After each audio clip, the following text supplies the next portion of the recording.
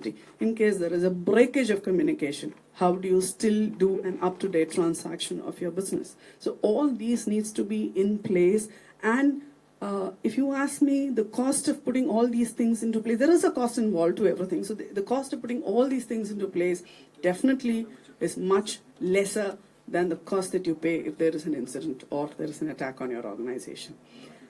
With all this in place, you definitely also need to have a kind of disposal mechanism of e-waste, which every organization again needs to work on how they dispose, what is the trashing methodology that they use.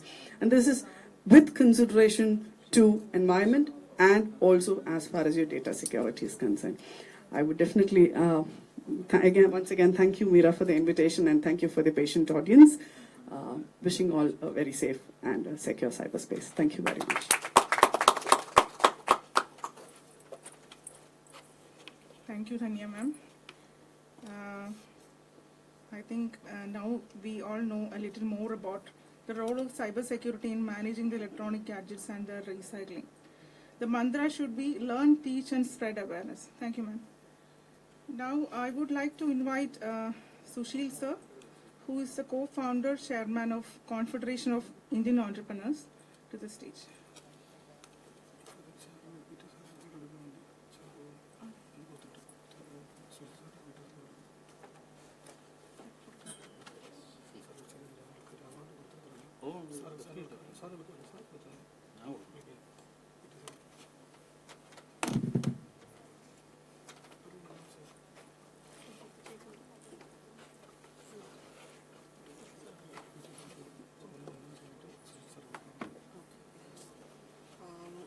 So we have with us today the president of Kochiveli MSME Association, Mr. Peter IA.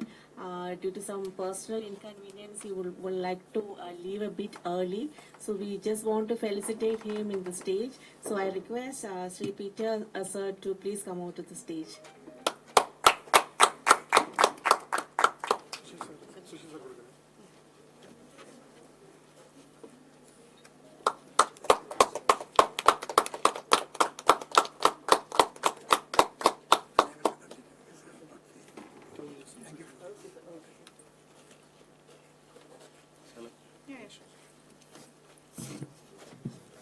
Good morning.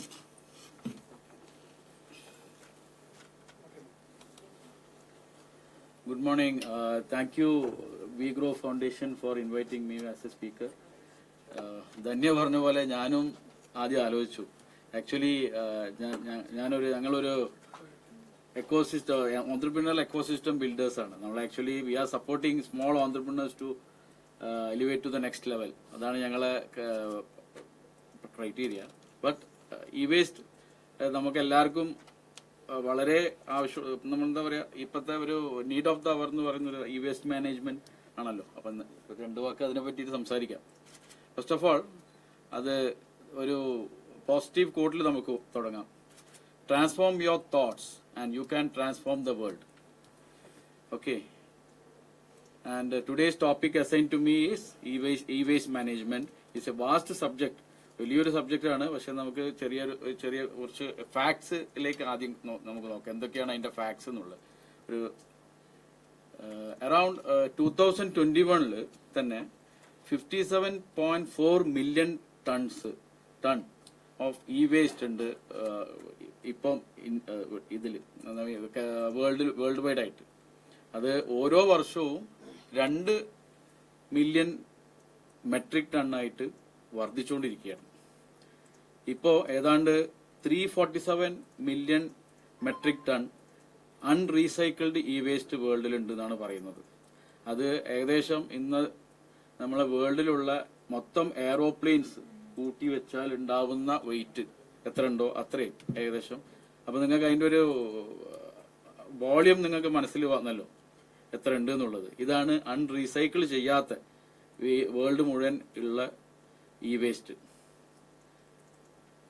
China US കഴിഞ്ഞാൽ ഇന്ത്യയാണ് 3-ാം സ്ഥാനത്ത് E വേസ്റ്റിൽ എന്ന് പറയുമ്പോൾ നിങ്ങൾക്ക് അതിന്റെ ഒരു seriousness മനസ്സിലാവും. അതായത് നമ്മൾ നേരിടാൻ പോകുന്ന വലിയൊരു പ്രതിസന്ധിയാണ് അത്.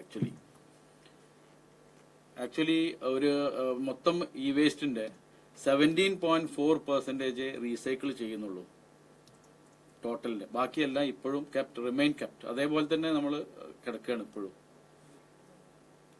അതിൽ നേരത്തെ പറഞ്ഞ പോലെ ഏതാണ്ട് ചെറിയ എക്യുപ്മെന്റ്സ്, അതായത് microwave ovens, vacuum cleaners, fans, kettles, ഇങ്ങനെയുള്ള ചെറിയ എക്യുപ്മെന്റ്സ് ആണ് 17.4 മില്യൺ ടണ്ണ് നമുക്ക് ഇ വേസ്റ്റ് ആയിട്ട് ഏതാണ്ട് വരുന്നത്. ഞാനൊരു ഫാക്ട്സ് പറഞ്ഞതിന് ശേഷം നമുക്ക് അടുത്തതിലേക്ക് പോവാം. ഏതാണ്ട് അതിന്റെ ഒരു വ്യാപ്തി നമുക്ക് മനസ്സിലാക്കണമെങ്കിൽ സ്വാഭാവികമായിട്ടും അത് അറിയണമല്ലോ. ഏതാണ്ട് ഒരു 13.1 മില്യൺ ടൺ ലാർജ് എക്യുപ്മെന്റ്സ്, അതായത് മറ്റേ വലിയ മെഷീനറീസ്, അങ്ങനെയുള്ള വലിയ മെഷീനറി, ലാർജ് എക്യുപ്മെന്റ്സ്, അതേപോലെ ടെമ്പറേച്ചർ അങ്ങനെയാണ് അതിന്റെ ഏതാണ്ട് ഒരു ഇത്. ഞാൻ കൂടുതലായിട്ട് പറയുന്നില്ല, കാരണം സമയം 5 മിനിറ്റ് 10 മിനിറ്റ് എന്ന് പറഞ്ഞുകൊണ്ട് ഞാൻ അതിലേക്ക് കൂടുതൽ പോകുന്നില്ല. ഒരുപാട് സ്പീക്കേഴ്സും ഉണ്ട്. പിന്നെ ഞാൻ നേരത്തെ പറഞ്ഞ പോലെ ഇന്ത്യയാണ് 3-ാം സ്ഥാനത്ത് നിൽക്കുന്നത്, നമ്മളെ ഇ വേസ്റ്റ് പ്രൊഡക്ഷനിൽ നിൽക്കുന്നത്. ബട്ട് ഇന്ത്യന്റെ റീസൈക്ലിംഗ് എന്ന് പറയുന്നത് ഓൺലി 1%. ചൈനയും US-ഉം ഇ വേസ്റ്റ് ഉണ്ടെങ്കിലും അവർ ഏതാണ്ട് 16-15% അവർ റീസൈക്കിൾ ചെയ്യുന്നുണ്ട്. പക്ഷെ ഇന്ത്യയിൽ ഇപ്പം അറിയുന്ന കണക്ക് പ്രകാരം ഏതാണ്ട് 1% റീസൈക്കിൾ ചെയ്യുന്നുള്ളൂ. നമുക്ക് ഇതിന്റെ ചാലഞ്ചസ് എന്ന് പറയുന്നത് ആക്ച്വലി ഇതിന്റെ ലാക്ക് ഓഫ് അവയർനെസ് ആണ് നമുക്ക് ഇ വേസ്റ്റ് ഇത്രയും കൂടുതൽ വരുന്നത്. ഇപ്പൊ ധന്യ പറഞ്ഞ പോലെ നമ്മള് മൊബൈൽ ഫോൺസ് യൂസ് ചെയ്യുന്നു. പുതിയ ഫോൺ വാങ്ങുന്ന സമയത്ത് പഴയ ഫോൺ നമ്മൾ എന്താ ചെയ്യുന്നത്, അതിലുള്ള ഡാറ്റ നഷ്ടപ്പെടും, അല്ലെങ്കിൽ വേറെ ആരും മിസ്യൂസ് ചെയ്യുന്നുള്ള പേടിയിൽ നമ്മൾ മിക്കവാറും, ഞാൻ എന്റെ വീട്ടിൽ തന്നെ 3-4 എണ്ണം ഷോക്കേസിൽ കിടപ്പുണ്ട്. പക്ഷെ നമ്മളത് കൊടുക്കുന്നില്ല. അതാണ് നമ്മൾ. അപ്പൊ ഇത് തന്നെയാണ്. അപ്പൊ അവയർനെസ് ആണ് നമ്മളെ ഏറ്റവും വലിയ പ്രശ്നം. പിന്നെ ആറ്റിറ്റ്യൂഡ് ഓഫ് പീപ്പിൾ, അത് എല്ലാ കാര്യത്തിലും നമുക്കുള്ള ഒരു സാധനം ആറ്റിറ്റ്യൂഡ്. പിന്നെ lack of promotion of use of recycle ചെയ്യുന്നതിന്റെ ആരും ഗവൺമെന്റ് തലത്തിലോ ഓർഗനൈസേഷൻ തലത്തിലോ ഒന്നും വലിയ അതിന്റെ ഒരു ഇമ്പോർട്ടൻസോ അതിന്റെ അതൊന്നും നമ്മൾ ആരും ഷെയർ ചെയ്യുന്നില്ല. പിന്നെ നമ്മളെ വർദ്ധിച്ചു വരുന്ന ഐ ടി എക്യുപ്മെന്റ്സിലുള്ള, ഇലക്ട്രോണിക് എക്യുപ്മെന്റ്സിലുള്ള ഡിപ്പെൻഡൻസ്, അത് ഇപ്പോൾ കേരളത്തിൽ ഏതാണ്ട് പറയുന്നത് 20% ആൾക്കാർ കമ്പ്യൂട്ടർ യൂസ് ചെയ്യുന്നുണ്ടെന്നാണ്. കമ്പ്യൂട്ടറും, അതായത് അലൈഡ് സാധനങ്ങൾ, കമ്പ്യൂട്ടറോ അല്ലെങ്കിൽ അതുപോലുള്ള ഉപകരണങ്ങളോ ഡാറ്റക്ക് വേണ്ടിയിട്ട് യൂസ് ചെയ്യുന്നുണ്ടെന്നാണ് പറയുന്നത്. അപ്പൊ അതിന്റെ നമ്മൾ ഏകദേശം 3.5 കോടി എന്ന് പറയുമ്പോൾ, ജനങ്ങൾ എന്ന് പറയുമ്പോൾ 70 ലക്ഷത്തോളം ആൾക്കാർ യൂസ് ചെയ്യുന്നുണ്ട്. അപ്പൊ അത്രയും നമ്മൾ ഇലക്ട്രോണിക്കിനോട് അഡിക്റ്റഡ് ആണ് ആക്ച്വലി. അപ്പോൾ ഇതാണ്. ഇനി എനിക്ക് പറയാനുള്ള ഒരു അടുത്ത സബ്ജക്ട് എന്ന് പറയുന്നത് എന്താ വെച്ചാൽ, UN സസ്റ്റൈനബിൾ ഡെവലപ്മെന്റ് ഗോൾസ്. നിങ്ങൾക്ക് എല്ലാവർക്കും അറിയില്ല, 2015 മെമ്പേഴ്സ് കൺട്രീസ് എല്ലാം കൂടി കൂട്ടി നമുക്ക് എന്തിനു വേണ്ടിയിട്ടാണ് നമ്മളെ to ensure protect the planet and end the poverty, അതിന് വേണ്ടിയിട്ട് ഒരു 17 സസ്റ്റൈനബിൾ ഡെവലപ്മെന്റ് ഗോൾസ് നമ്മൾ ഉണ്ടാക്കി വെച്ചിട്ടുണ്ട്. United Nations. അതിൽ ഏതാണ്ട് 3-4, അതായത് ഏറ്റവും കൂടുതൽ റിലവന്റ് ആയിട്ടുള്ള ഈ വേസ്റ്റുമായിട്ട് റിലവന്റ് ആയിട്ടുള്ള 3-4 ഗോൾസ് ഞാൻ പറയാം. അതായത് ഗോൾ നമ്പർ 3, അതായത് good health and wellbeing, refers to the reduction of number of deaths and illness caused by hazardous chemicals, air, water, soil pollution and contamination. അതുപോലെ തന്നെ 6 അതുമായിട്ട് റിലേറ്റ് ചെയ്ത് തന്നെയാണ് ക്ലീൻ വാട്ടർ ആൻഡ് സാനിറ്റേഷൻ. അപ്പോൾ നിങ്ങൾ ആലോചിക്കുക, എങ്ങനെയാണ് ക്ലീൻ വാട്ടറും ഇ വേസ്റ്റ് മാനേജ്മെന്റും തമ്മിലുള്ള ബന്ധം. ഇ വേസ്റ്റ് മാനേജ് ചെയ്യണമെങ്കിൽ ഡെഫിനറ്റ്ലി അത് നമ്മൾ റീസൈക്കിൾ ചെയ്യേണ്ടതുണ്ട്. ഇപ്പോൾ അൺഓർഗനൈസ്ഡ് ആയിട്ടാണ് ഇപ്പോൾ റീസൈക്കിൾ ചെയ്ത് തുടങ്ങി. ഇപ്പോൾ നമ്മൾ കേരളത്തിൽ അൺഫോർച്ചുനേറ്റ്ലി റീസൈക്ലിംഗ് സെന്റേഴ്സ് ഇല്ല. നമ്മൾ ഇവിടുന്ന് കളക്ട് ചെയ്യുന്ന ഇ വേസ്റ്റ് മൊത്തം ഇവിടുന്ന് കയറ്റി അയക്കുകയാണ്. അഹമ്മദാബാദിലോ മറ്റോ ഒരു റീസൈക്ലിംഗ് സെന്ററിലേക്കോ മറ്റോ ആണ് നമ്മൾ ഇവിടുന്ന് കയറ്റി അയക്കുന്നത്. നമുക്ക് ഇപ്പോഴത്തെ വിലയിൽ 25 റുപ്പീസോളം നമുക്ക് ഞാൻ അതിലേക്ക് വരാം, ഒരു ഇതിലേക്ക് വരാം. അപ്പൊ നമുക്കിവിടെ റീസൈക്കിൾ ചെയ്യുന്നത് പോലും അഹമ്മദാബാദിലൊക്കെ പറയുന്നത് ഞാൻ കണ്ടിട്ടില്ലെങ്കിലും ഞാൻ അറിഞ്ഞത് എങ്ങനെയാണെന്ന് വെച്ചിട്ടുണ്ടെങ്കിൽ, അത് അവിടെ വളരെ അൺഓർഗനൈസ്ഡ് സെക്ടേഴ്സ്, അതായത് കൈകൊണ്ടോ മറ്റോ തീരെ ഒരു ടെക്നിക്കലി ഒന്നും ഇല്ലാത്ത രീതിയിൽ റീസൈക്കിൾ ചെയ്യുകയാണ്. അപ്പൊ അത് ശരിക്കും പറഞ്ഞാൽ ഇതില് ഒരുപാട് ഹസാഡിയസ് ആയിട്ടുള്ള കെമിക്കൽസും മെറ്റൽസും ഒക്കെ അടങ്ങിയിട്ടുണ്ട് നമ്മളിതിൽ. നമുക്ക് ഈ ചെറിയ സാധനമാണെങ്കിലും അതിൽ വില കൂടിയ ഇതുണ്ട്, ഗോൾഡ്, സിൽവർ മുതലായ സാധനങ്ങളും ഉണ്ട്. അതേപോലെ തന്നെ ഹസാഡിയസ് ആയിട്ടുള്ള ലെഡാണ് ഏറ്റവും വലിയ ഡേഞ്ചറസ് ആയിട്ടുള്ള ഇതൊക്കെ വെള്ളത്തിൽ കലരുന്നുണ്ട്. അത് അങ്ങനെ വാട്ടറും എയറും കണ്ടാമിനേറ്റഡ് ആവുന്നുണ്ട് എന്നുള്ളതാണ് സത്യം. അതാണ് ഞാൻ ഈ പറഞ്ഞ UN സസ്റ്റൈനബിൾ ഗോൾസിൽ ഗോൾ നമ്പർ 6-ലും 3-ലും പറയുന്നത്. ഇത് തന്നെയാണ് 11-ലും പറഞ്ഞത്, സസ്റ്റൈനബിൾ സിറ്റീസ് തന്നെ. അതായത് സിറ്റീസ് ബേസ് ചെയ്തിട്ടാണല്ലോ ഏറ്റവും കൂടുതൽ ഈ നമ്മൾ ഇലക്ട്രോണിക് സാധനങ്ങൾ ഉപയോഗിക്കുന്നത്, ഇലക്ട്രോണിക് ഗാഡ്ജറ്റ്സും മറ്റും യൂസ് ചെയ്യുന്നത് കമ്പാരിറ്റീവ്ലി. അപ്പം അതുകൊണ്ട് അതും നമുക്ക് എയർ ക്വാളിറ്റിനെയും വേസ്റ്റ് മാനേജ്മെന്റിനെയും നമുക്ക് വല്ലാതെ അതും ബാധിക്കുന്നുണ്ട്. പിന്നെ ഇതിലൊരു ഗോൾ നമ്പർ 8 ഉണ്ട്, അത് decent work and economic growth. അത് എങ്ങനെ ഇതിന് റിലേറ്റ് ആവുന്നതെന്ന് വെച്ചാൽ, ആക്ച്വലി റീസൈക്ലിംഗ് എന്ന് പറയുന്നത് വലിയൊരു ലുക്രാറ്റീവ് ആയിട്ടുള്ളൊരു ബിസിനസ്സാണ്. അതിൽ ഞാൻ നേരത്തെ പറഞ്ഞ പോലെ ഗോൾഡും സിൽവറും കോപ്പറും മുതലായ പല മെറ്റീരിയൽസും നമുക്കുണ്ട്. ഞാൻ പറഞ്ഞല്ലോ, നമുക്ക് ഏതാണ്ട് ലോകത്തിലുള്ള എല്ലാ എയറോപ്ലെയിൻസും കൂട്ടിവെച്ചാൽ അത്രയുള്ള വെയിറ്റിലുള്ള വേസ്റ്റ് ഉണ്ടെങ്കിൽ അതിൽ നിന്ന് എത്ര അധികം ഈ മെറ്റൽസ് വേർതിരിച്ചെടുക്കാൻ പറ്റും. അപ്പൊ അത് ശരിക്കും പറഞ്ഞാൽ ഭയങ്കര ലുക്രാറ്റീവ് ആയിട്ടുള്ള ഒരു ബിസിനസ്സാണ്. അപ്പൊ അത് എക്കണോമിക്കലി നമുക്ക് ഗ്രോത്ത് ഉണ്ടാക്കും ശരിക്കും പറഞ്ഞ രാജ്യത്തിനും അല്ലെങ്കിൽ സ്റ്റേറ്റിനും. ഇപ്പൊ പിന്നെ എനിക്ക് സംസാരിക്കാനുള്ളതെന്ന് വെച്ചാൽ, നമുക്ക് കേരളത്തില് ഒരു ക്ലീൻ കേരള കമ്പനി എന്ന് പറഞ്ഞിട്ട് നമ്മൾ കേരളത്തില് സ്റ്റേറ്റ് ഗവൺമെന്റും LSGDന്റെ കീഴിൽ, അതായത് എല്ലാ കോർപ്പറേഷനും മുനിസിപ്പാലിറ്റിയും സ്റ്റേക്ക് ഹോൾഡേഴ്സ് ആയിട്ടുള്ള ഒരു കമ്പനിയുണ്ട്. അപ്പൊ ഏതാനും വർഷങ്ങൾക്ക് മുമ്പ് അവരുമായിട്ട് ബന്ധപ്പെട്ടിട്ട് അന്നത്തെ CEO ഒരു കബീർ ഹാറൂൺ ഉണ്ടായിരുന്നു. പുള്ളിയായിട്ട് സംസാരിച്ചിട്ട് ഞങ്ങളൊരു ക്യാമ്പയിൻ കൊണ്ടുവന്നിരുന്നു. അതായത് സ്കൂൾസ് ബേസ് ചെയ്തിട്ട് ഈ വേസ്റ്റ് കളക്ട് ചെയ്യുക. അതായത് കുട്ടികളോട് പറയുക, നിങ്ങളുടെ വീടുകളിൽ നിന്നും അവരാരെ ഈ വേസ്റ്റ്, അതായത് ഇങ്ങനെയുള്ള എന്തൊക്കെ വേസ്റ്റുകളുണ്ടോ ഈ ഇലക്ട്രോണിക് വേസ്റ്റുകൾ കളക്ട് ചെയ്ത് അതാത് സ്കൂളിൽ കൊടുക്കുക. അവരത് കളക്ട് ചെയ്യുക. എന്നിട്ട് അത് മാസമായിട്ട് നമ്മളത് ക്ലീൻ കേരള കമ്പനി അത് വാങ്ങിക്കും. അതിന് അന്നത്തെ കാലത്ത് 11 rupees ആയിരുന്നു കിലോഗ്രാമിന് തന്നെ. ഇപ്പൊ അത് 25 ആയിട്ടുണ്ടെന്ന് ഞാൻ കേട്ടത്. അങ്ങനെ ഒരു പ്രോഗ്രാം തുടങ്ങി. പക്ഷെ അത് അൺഫോർച്ചുനേറ്റ്ലി അത് നിന്നുപോയി.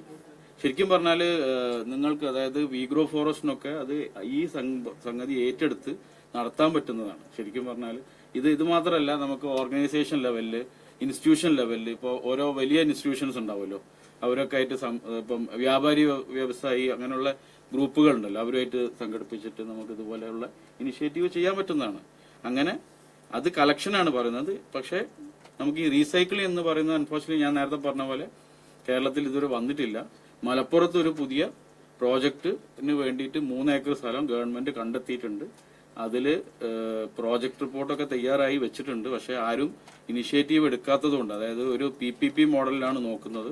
ഗവൺമെന്റിന് ഇപ്പോൾ ഫണ്ടിന്റെ പ്രശ്നങ്ങൾ ഉണ്ടാവും സ്വാഭാവികമായിട്ടും. അതുകൊണ്ട് PPP മോഡലിലാണ് ചെയ്യുന്നത്.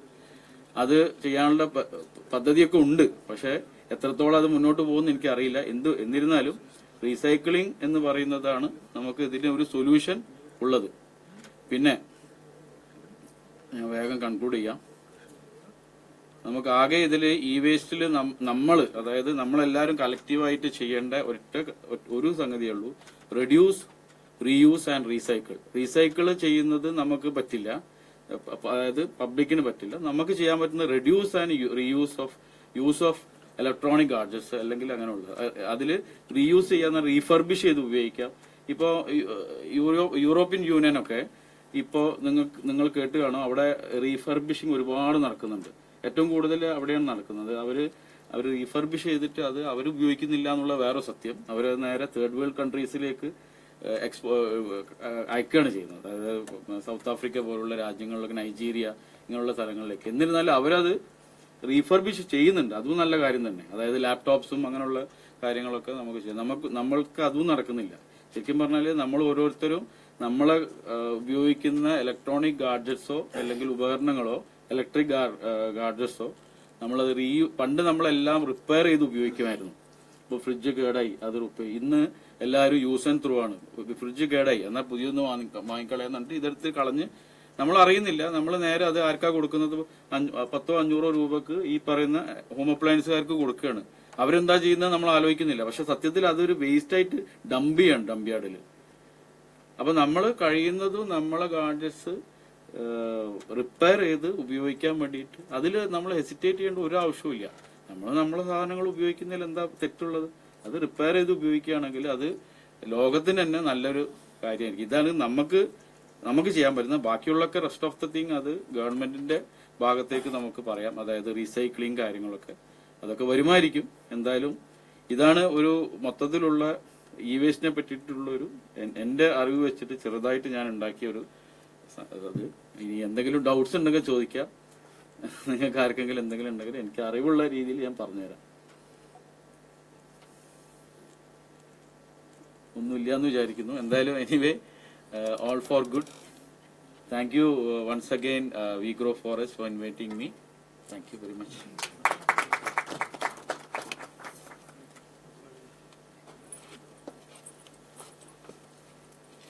Thank you, Sushil sir, for your valuable inputs. Sir പറഞ്ഞ പോലെ spreading awareness is the key. നമ്മളെ ഏറ്റവും കൂടുതലും എന്താ ഈ ഒരു സെക്ടറിലോട്ട് അധികം ആരും ആലോചിക്കാത്തത് അതിൻ്റെ ആ ഒരു സിവിയറിറ്റി നമുക്ക് അറിഞ്ഞുകൂടാത്തതുകൊണ്ട് തന്നെയാണ്. So thank you again, sir. Next is a special guest for us. I would like to call Dr. Uvesh Malik, who is the Managing Director of Recology. He is the youngest recycler we have ever met with. Uveshന് ഒരു recycling facility ഉള്ളത് Hyderabad and Meerut.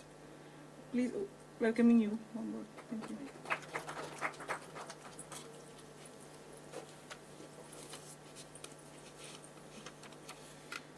Very good morning to everyone. Very first, I would like to thank you, We Grow Forest Foundation, to give me a chance to represent my thoughts in front of everyone. Thank you very much, ma'am, for sharing the cyber security details with us so that we could get to know more about the things. So, adding things about the cyber security thing, starting from that only, I would like to say that everything ma'am told is actually the facts that we are facing in today's world. What we need to do is we need to understand it is the need of art for us to understand that how we need to actually dispose of these things. Take an example, if you are having a hard disk from your system or your old mobile phone only that's been in your drawer or anything and you are trying to reselling it. Not only formatting is enough, but what you need to do is you actually need to clean up or wipe out the actual data from it. How is it possible? Then comes the need of recycling facilities such as Recology that we are running currently at Meerut facility. What we do is we actually wipe out the data from that with so many software, such as, just giving an example which one we are using is such as Blanco. So that whatever the data is stored in that, and even after the formatting, it is not cleaned. There are so many companies that actually get out or bring back out their data that might be conscious, or you would not like anyone to being interrupted, or there might be any type of private data for you or valuable data for you. So the solution for such thing is proper disposal of, and proper disposal is only possible when you are giving it to the authorized recycler, which are authorized from either from the central government or at least at the state government. So as the technology and everything increasing, the need of our is to actually understand how we need to dispose of things. Take an example, increasing technology. A few months ago, 5G has been launched. We all are happy that yes, 5G is coming into their country and we'll get more and more speed, but do we understand that increasing technology is increasing the electronic waste? Within some time only, around 2 years, whatever we have put up like 5G routers and every networking system on our cities and all over the country, that needs to be disposed of. And as 5G is coming, what about the 4G? What about the 3G? What about the 2G that was available in the past? Do we ever thought what happened to that? No, we don't. Because if we ourselves take care of those things, then as per the thoughts shared by sir in the last speech, as he told that only a few percent of the electronic waste has been recycled, that would be cured. It is our own responsibility along with the government to understand how we actually need to dispose of and what is the need of recycling facilities and recycling of electronic waste, particularly I'm speaking about as of now. Helping us and everyone others organizations like We Grow Foundations are actually helping in creating awareness, either it be on the beaches for plastic and either it be awareness on other sessions like this one, in which they actually tell us about why we need to recycle this e-waste. Just taking an example, at around 2 months ago, government has launched the 2022 e-waste recycling rules. E-waste recycling rules 2022 consists of around 125 electronic waste products. Whereas the 2016, that were the previous rules launched by the government of India, was consisting only 25 products. Not taking a big example, just only in this room, I would like any one of you to can you please point out what all electronic waste we do have in this room? This room, any one of you?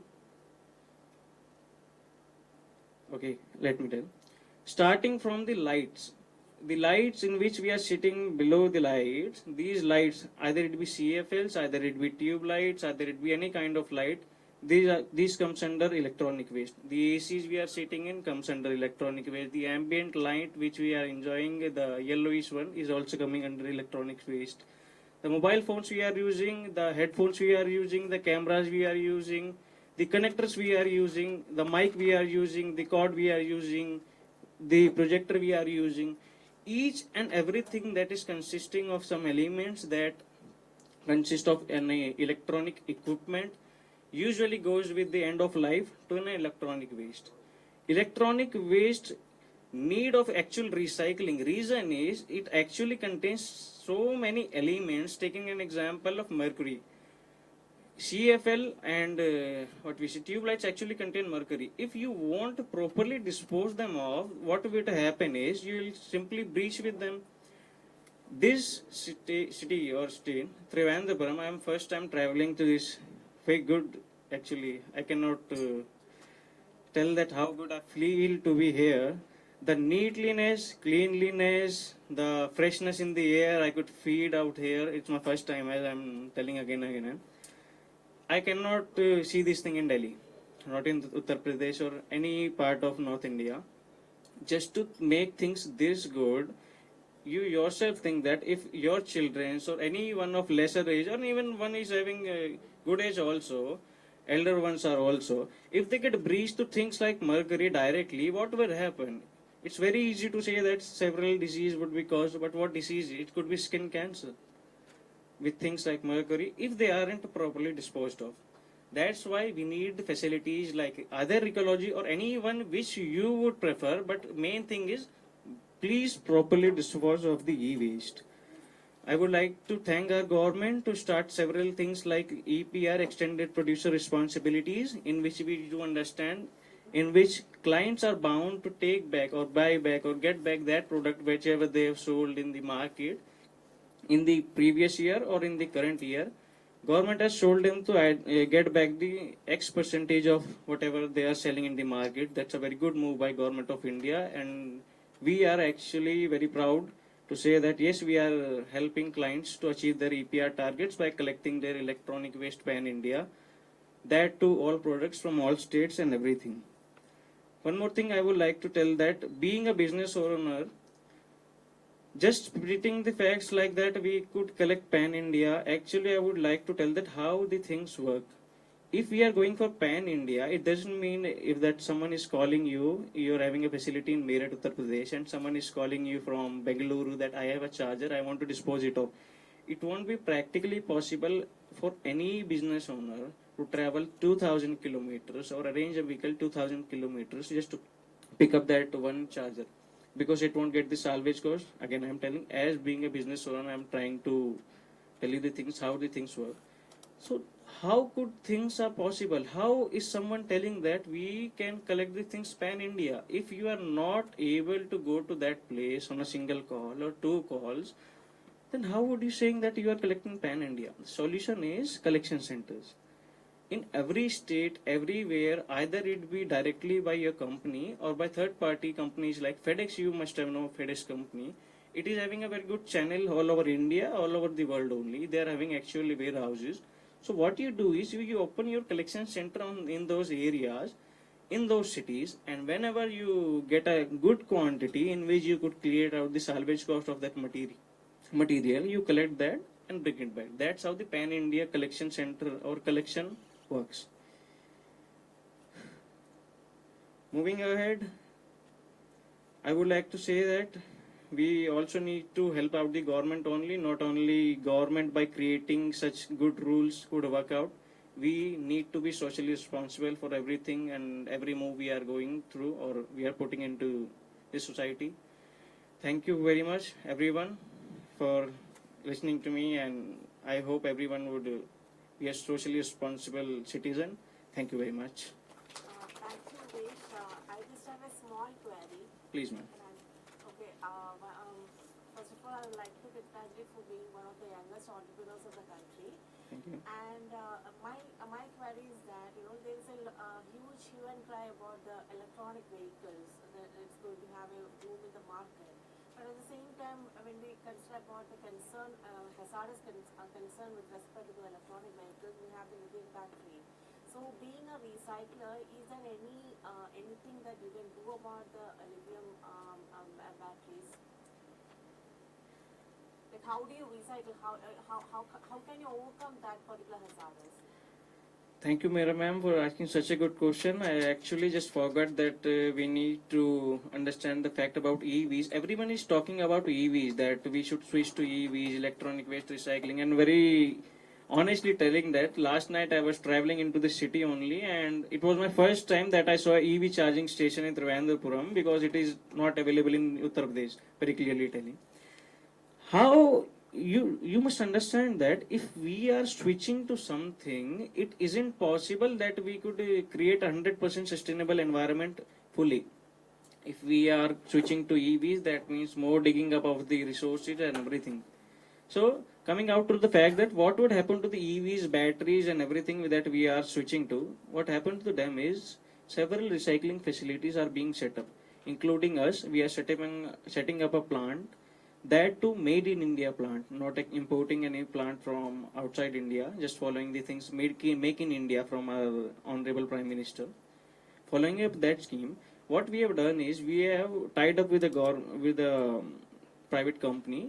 They are providing us a plant in which we could actually extract out the black mass. Just telling out what black mass is. Black mass is actually the composition of nickel, cobalt, zinc, and other elements that consist and make up a EV battery. Handling and recycling of them is very important, because if we say that by 2035 or 2030 we will fully just shift to the EVs, then what would happen to the waste that we would be generating? We all know and we understand the facts that everyone is telling that after X time, the consisting what the quantity of e-waste will grow up to the 89, to the height of 89 Eiffel Towers, straightforward facts like that. But what would happen to them? You need to understand that they need to be properly disposed of the recycling facility, which would actually recover the precious metals, which would actually recover the nickel, cobalt, zinc, and everything. Not only because it is your responsibility for yourself only, but for the upcoming generations, as we do understand the fact that sustainable development is very important as of now. How it is possible? If you just properly dispose of to the recycler, they'll get out those resources, again telling black mass, and they'll actually provide that black mass again to the manufacturer. That could be reused, and we could create a proper circular economy in this country. So that's all for EVs. Any other question or queries, please? Anything, Meera ma'am?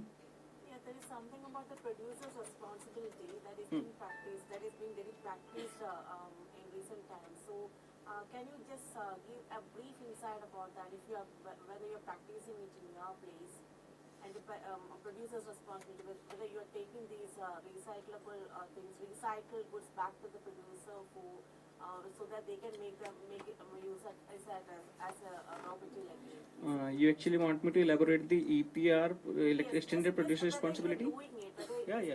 yeah, practically possible or not. What actually EPR is actually extended producer responsibility. What it actually means is whatever the producer are producing and selling into the market, that they need to buy back and showcase the government that yes, they are actually getting back those things into market just to create a circular economy.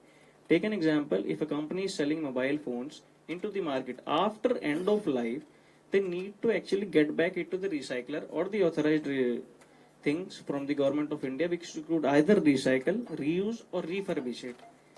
After doing this, they showcase the government, yeah, that this much product I have sell in the market, this much I have buyback, so that the buyback material could again go back to the manufacturers, either of the mobile manufacturer, or when we say that a recycler is actually extracting metals, non-metals, and other things, it could actually go back to the manufacturing industries too. Taking an example of such thing, we are doing televisions. When recycling of televisions, the major component we are receiving is glass, because we all know TFT is made of glass only. What we does to glass, we sell it to Firozabad market in Uttar Pradesh. The biggest market, Bengal market, is Firozabad. They actually reuse that glass to make bangles, balls, lights, and other things, chandeliers like things. So that's how the circular economy is working. Everything you are selling into the market, producers are taking back, selling it to the recyclers, and they are actually recycling it and selling it to the authorized manufacturers, so that it could create a circular economy into the market. Thank you so much. That was really insightful. Thank you so much. And all the Thank- very best for your ecology. And I think there's an upcoming company that is coming in the south in Telangana, right? Yes, ma'am, we are planning for another branch in Telangana Yes, all also. the best for that. Thank you so much. Thank you very much for everything. Thank you.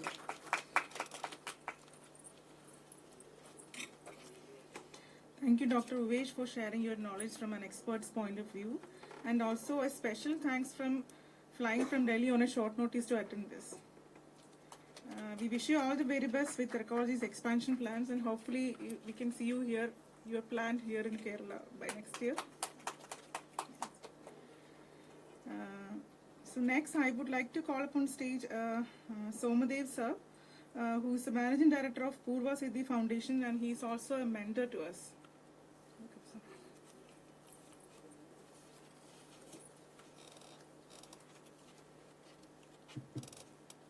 Namaskaram.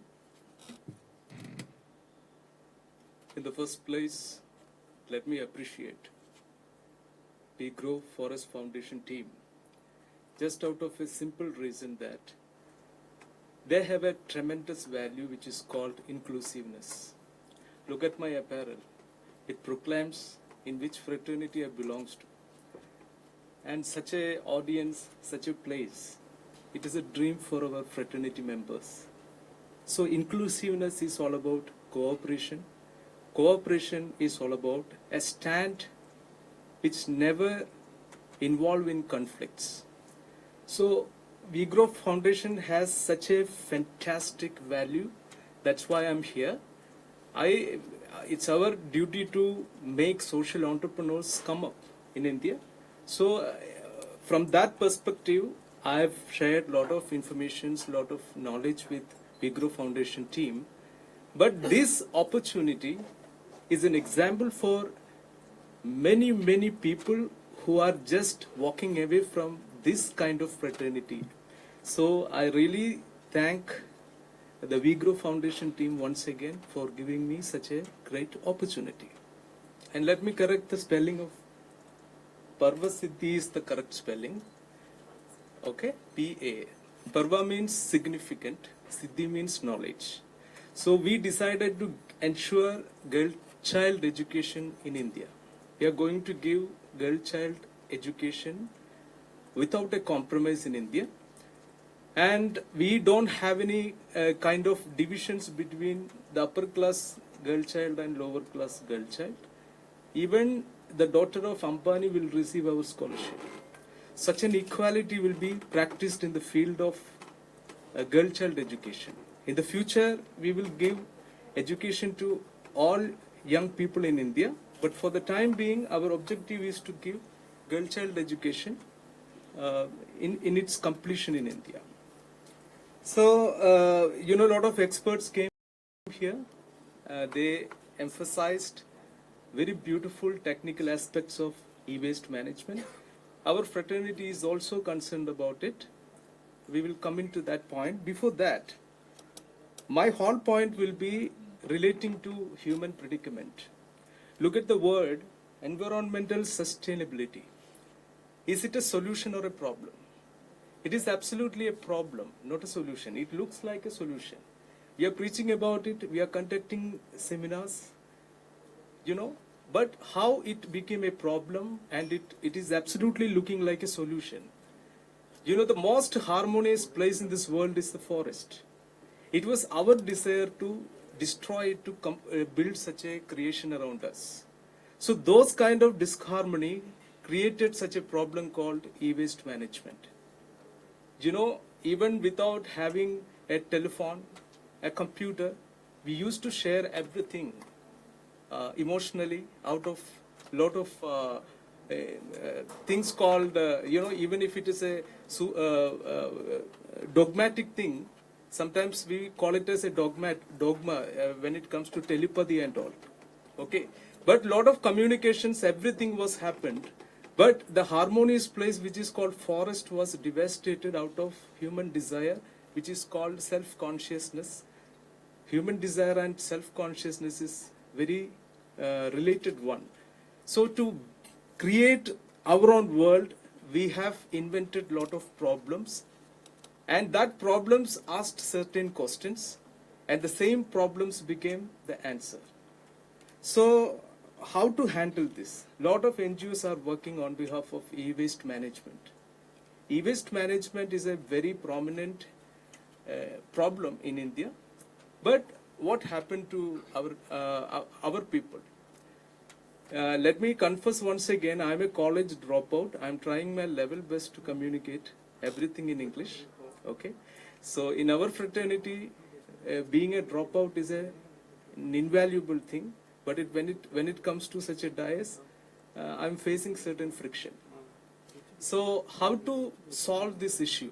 The fundamental issue is nobody is ready to propagate the awareness which is related to e-waste management. The problem lies in the field of mind. So, in this current modern era, all young people living with reciprocation. If you want to do a service, he must get some benefit out of it. Look at the Seva world, the charity world of India. Lot of NGOs are working, but their core intention is to get dignity, money, many things. So the reciprocation is the key of this 21st century. So we can tackle this issue in a very different way. We can introduce social capital along with this word called environmental sustainability. What is social capital? Social capital means, suppose we take an example, her name is Nida Ambani. Lot of lady entrepreneurs are there in India, but Nida Ambani is there in our mind and heart. Why? She invested her money in cricket. Why? Her business is not cricket, but she invested money in cricket. That gave her a social capital. Like that, if you take Ratan Tata, he did lot of social work. Why? It created a social capital for him. So we have to teach every young child in India that not only the skill, but also the social capital is very important to be successful in life. We are trying our level best to be successful in our life, but we always taste the failure. Why? Ratan Tata, Ambani, all those people are working as a hybrid. Hybrid means they are business people. At the same time, they are handling the public with social capital. So if you want to enhance your social capital, you must take this responsibility, which is called environmental sustainability, which destroys the harmony of this world, which is called forest. I love this word, we grow forest. Afforestation is a kind of technical word, but we grow forest is a very emotional word, emotional sentence. It can connect to our heart. So, we can create NGOs, we can create policies. We have a separate ministry for looking after all these things, but nothing works in our India. Why? It is a very big problem. Why? Because people are not interested to have such an activity to control e-waste management or anything. So social capital should be provided along with the idea. That's my point. Everybody should be in the field of reciprocation. So we have to say to them that, if you give your time for developing this project, what you will get back is social capital. That social capital will provide you such diocese, lot of opportunities, and the dignity in society.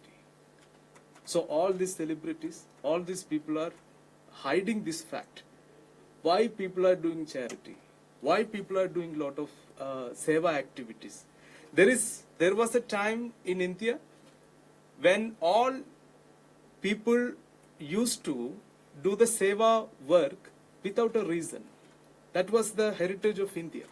But now there is a reason. That reason should be a social capital, not money, not selfishness, not ego, but the social capital.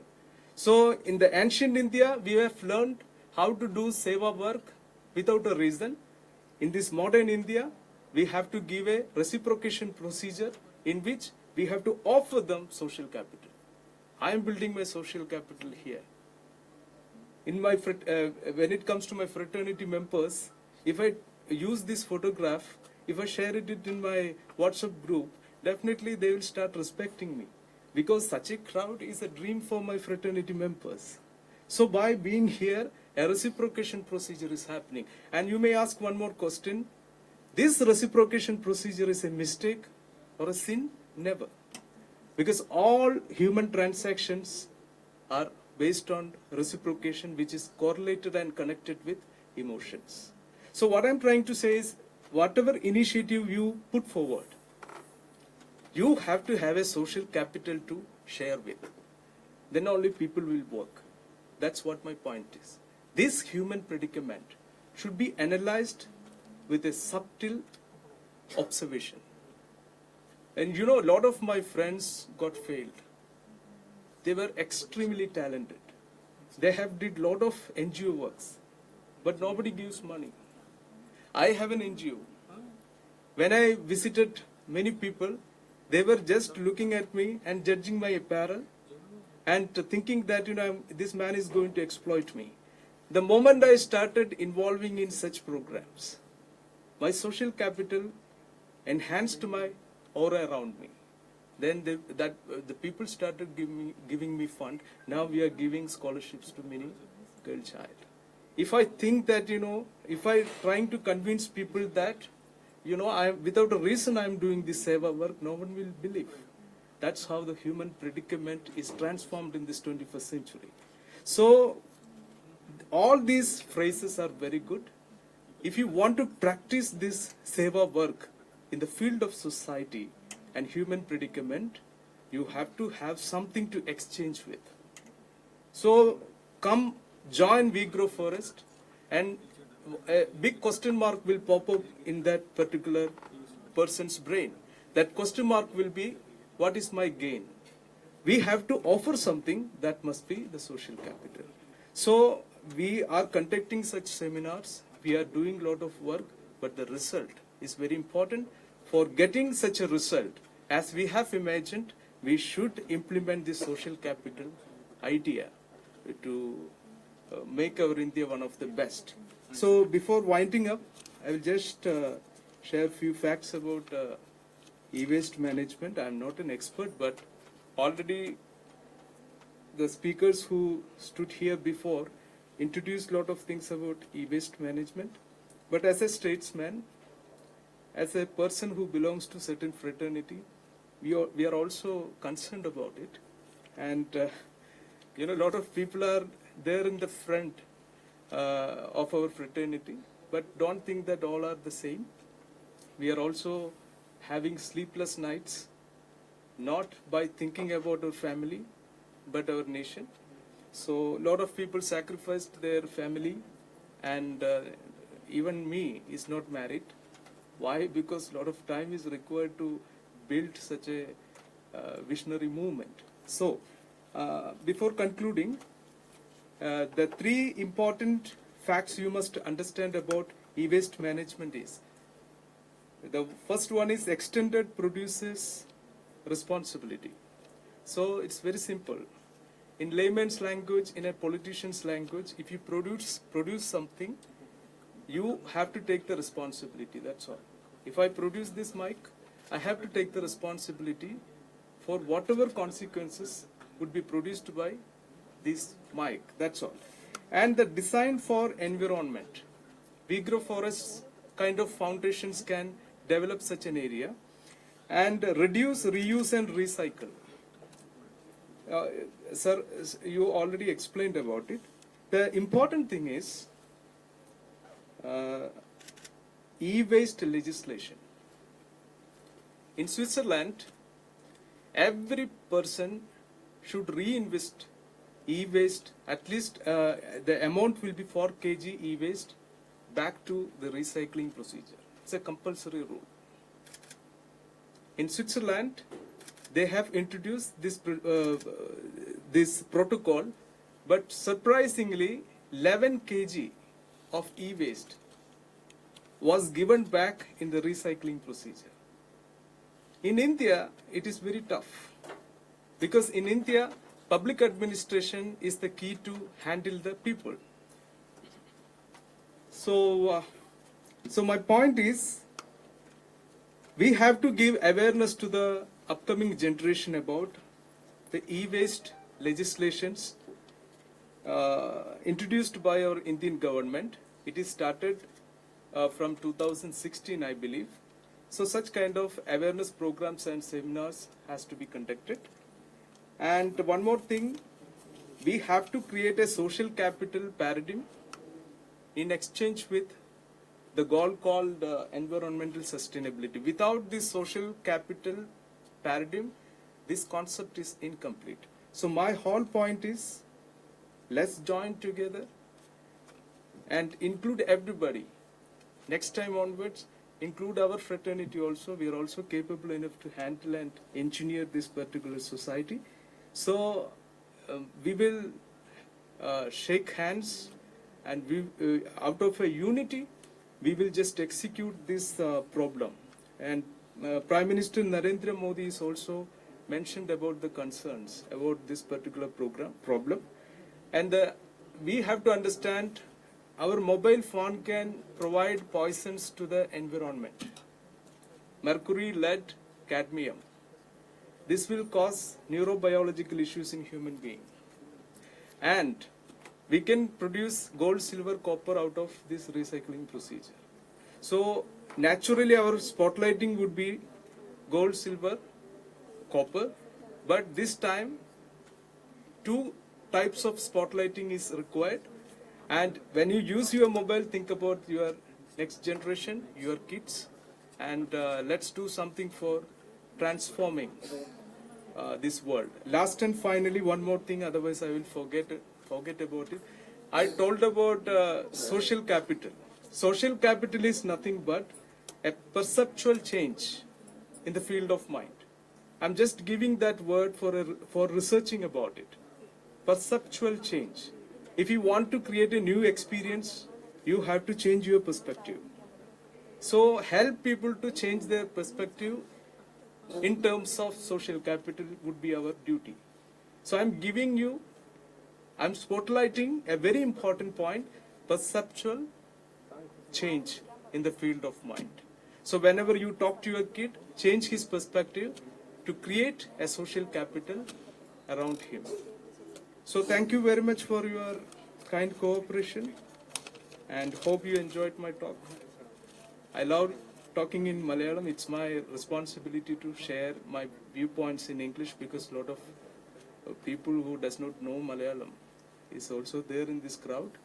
So I will improve next time. Thank you very much.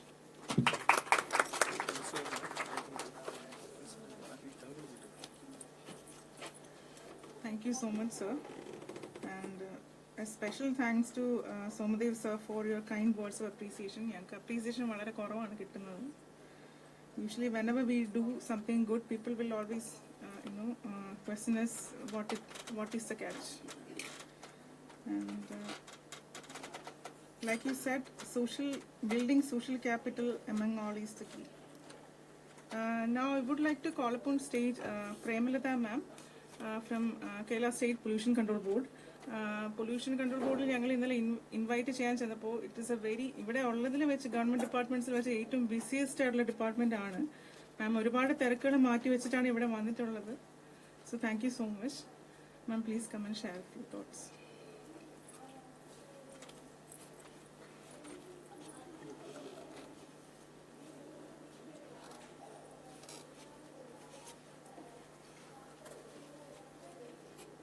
Good morning all. I am Premalata, Environmental Engineer, Kerala State Pollution Control Board. I think many of you have heard about Pollution Control Board. Anybody here? You can just raise your hands, please. No, just only a few numbers.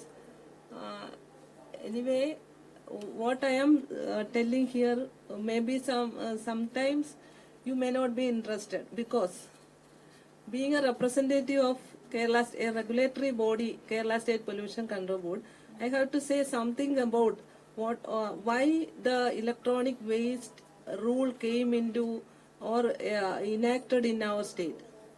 As all of you explained here, the first rule regarding e-waste, that is e-waste, that item included only in the hazardous waste rule. In its schedule in 2008 and 9, then thereafter, even though it is included in that rule, there were not much importance given to electronic waste in our state, in our country. Then again a separate rule came into effect in 2011. Still there are not that provisions are complied with in our countries. And again the years goes on. After that 2016, the e-waste management rule, namely electronic waste management rule, came into effect in our country.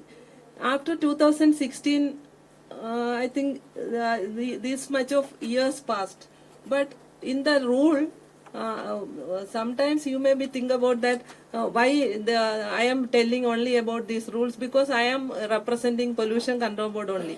So I can utilize this group for enforcing or to make some awareness regarding the management of e-waste rule. That's all. So please excuse me for that.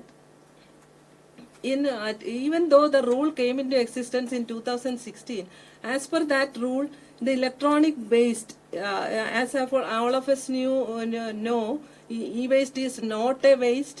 It is the byproduct of technology exploration. Because this advancement of technology cannot be avoidable at any stage. In the past as well as in the future, we cannot avoidable. So the generation of e-waste we cannot avoidable. So the only thing it is to manage environment friendly and sustainable manner to manage these electronic waste. Electronic waste contains many valuable products like plastic, glasses, then precious materials like gold, platinum, everybody know. Some non-environmental harmful material is also, as he said, lead and chromium, like that. Then in addition to that, we have to keep it in one mind that the final option of disposal option is only incineration and landfill. Before that, we have to recover all these resources materials, all these precious materials. We cannot lose simple small quantity or pinch of precious materials from this e-waste, because to extract these materials, lead, platinum, etc., from the root mineral itself is very cost intensive, and so we have to recover a small quantity, at least milligrams of quantity from this e-waste. So what after this enactment of 2016 rule, what happened for these days? I wanted to know just for some points. That is, Pollution Control Board is the statutory authority for enforcement of this 2016 rule. And in the electronic waste rule, EPR, extended producer responsibility, my Hyderabad that expert said, extended producer responsibility is the producer have the full responsibility to collect back or take back the e-waste goods he had supplied in the society take back and dispose by themselves. But all these producers are not doing this efficiently. That is why this 2016 rule, in the rule there have some targets to be achieved.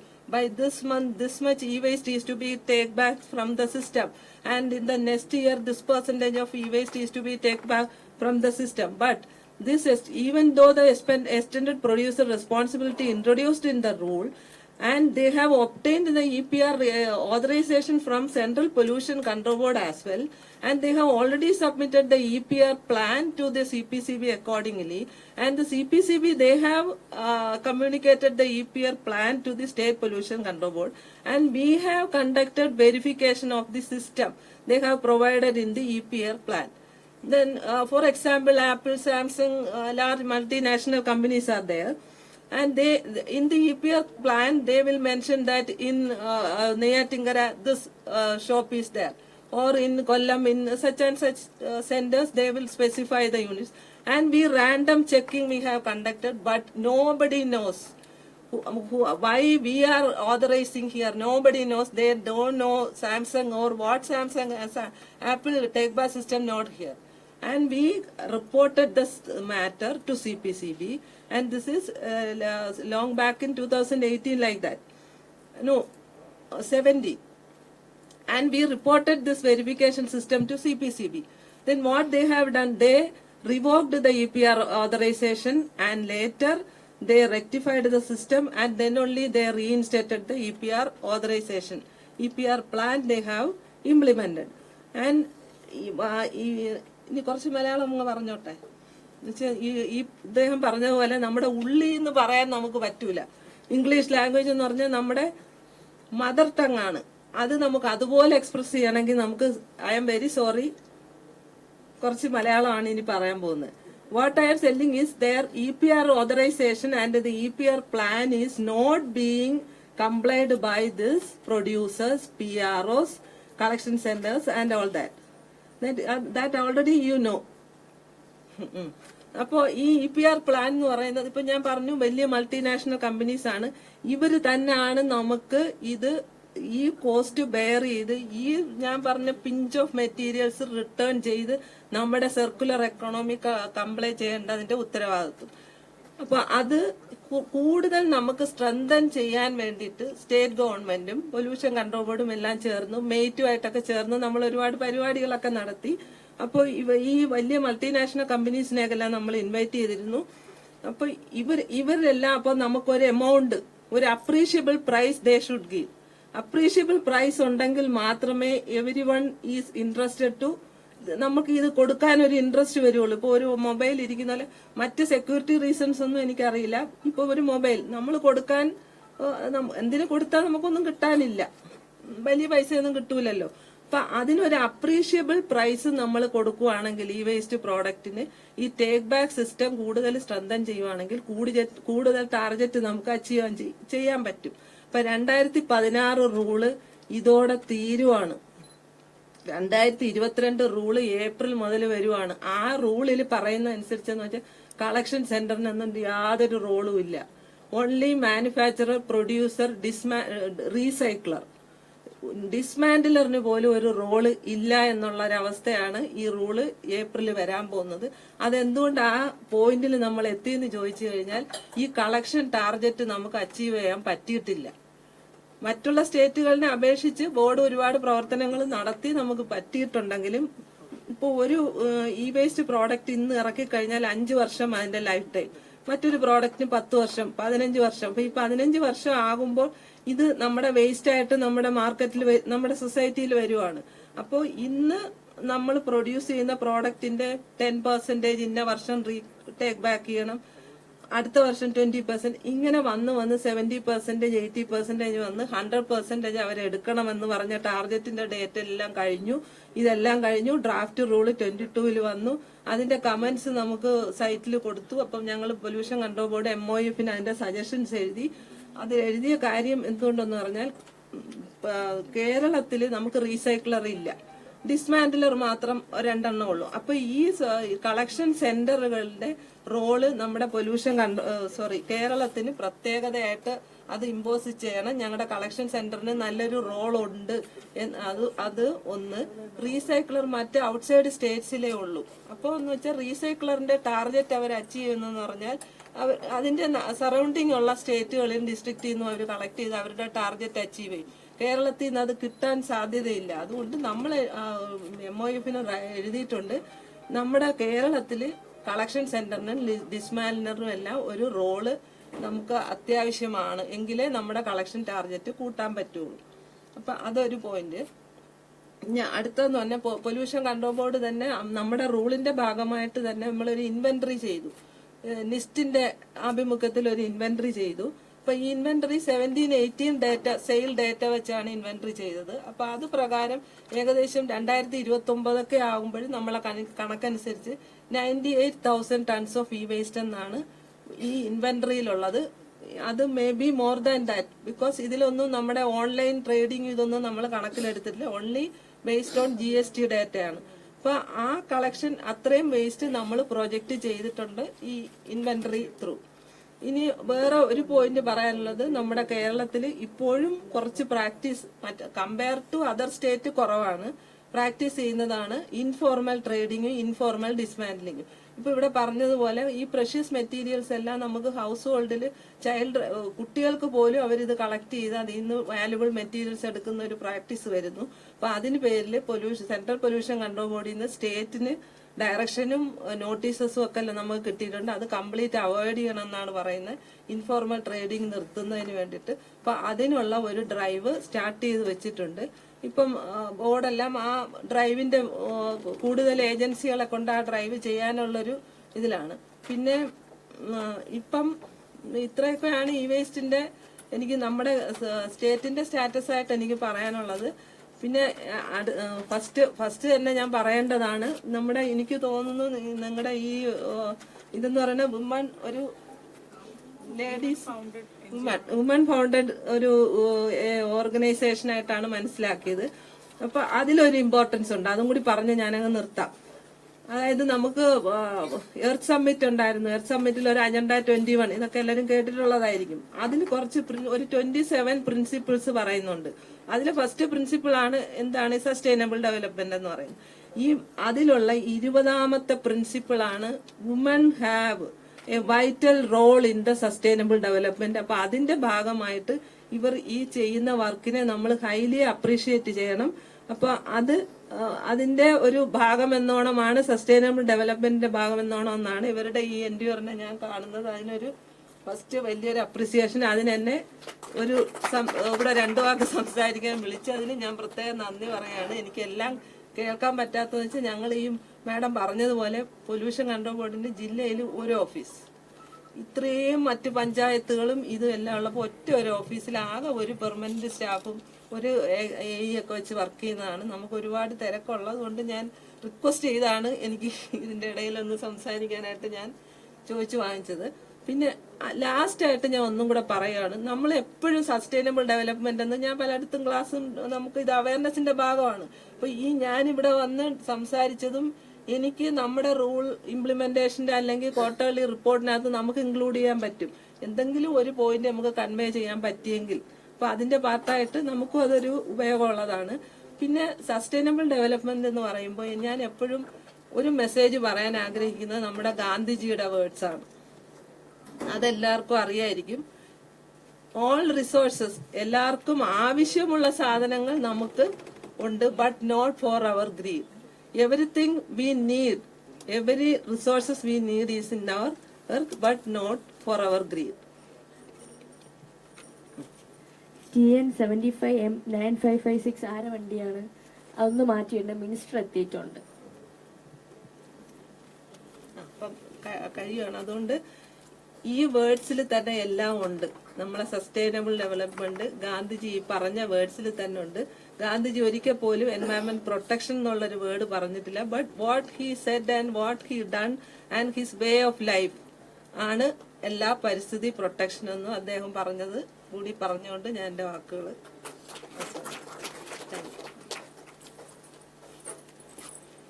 Thank you so much മാം. ഇവിടെ pollution control ബോർഡിൽ നിന്ന് ഒരു ആളെ തരാൻ വേണ്ടി ഞാൻ ഇന്നലെ കുറേ നേരം അവിടെ ഇരുന്നിട്ടാണ് എനിക്ക് ഒരാളെ കിട്ടിയത്. എനിക്കറിയാം മാമിന് ഇപ്പോൾ മീറ്റിംഗ് ഉണ്ടെന്ന്, എന്നാലും അതെല്ലാം മാറ്റി വെച്ച് വന്നതിലും ഇത്രയും കാര്യങ്ങൾ നമ്മളായിട്ട് ഷെയർ ചെയ്തതിലും ഒരു ബിഗ് താങ്ക് യു. അപ്പോൾ ഇന്നിവിടെ നമ്മൾ പല പല മേഖലകളിൽ നിന്നുള്ള ആൾക്കാരുടെ എക്സ്പീരിയൻസ് കേട്ടു. ഓരോരുത്തരുടെ ഇൻപുട്സ് നമ്മൾ മനസ്സിലാക്കിയിട്ടുണ്ട്.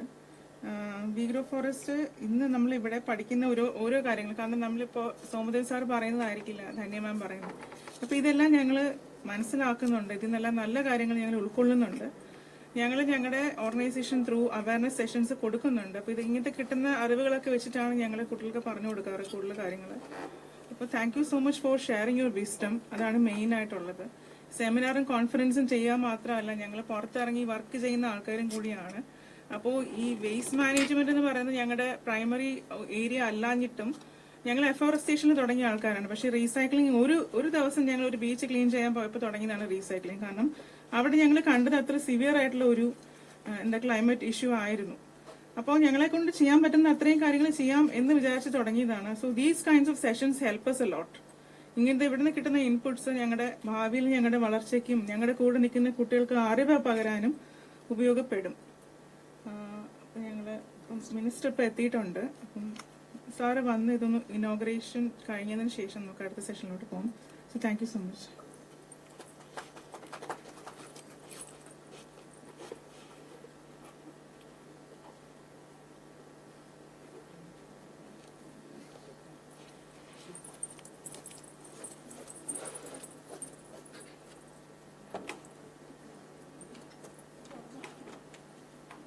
അപ്പൊ അതിന് എപ്പോഴും ഞങ്ങൾ കടപ്പെട്ടിരിക്കുന്ന ഒരാളാണ് ജമീല മാം. Ma'am please.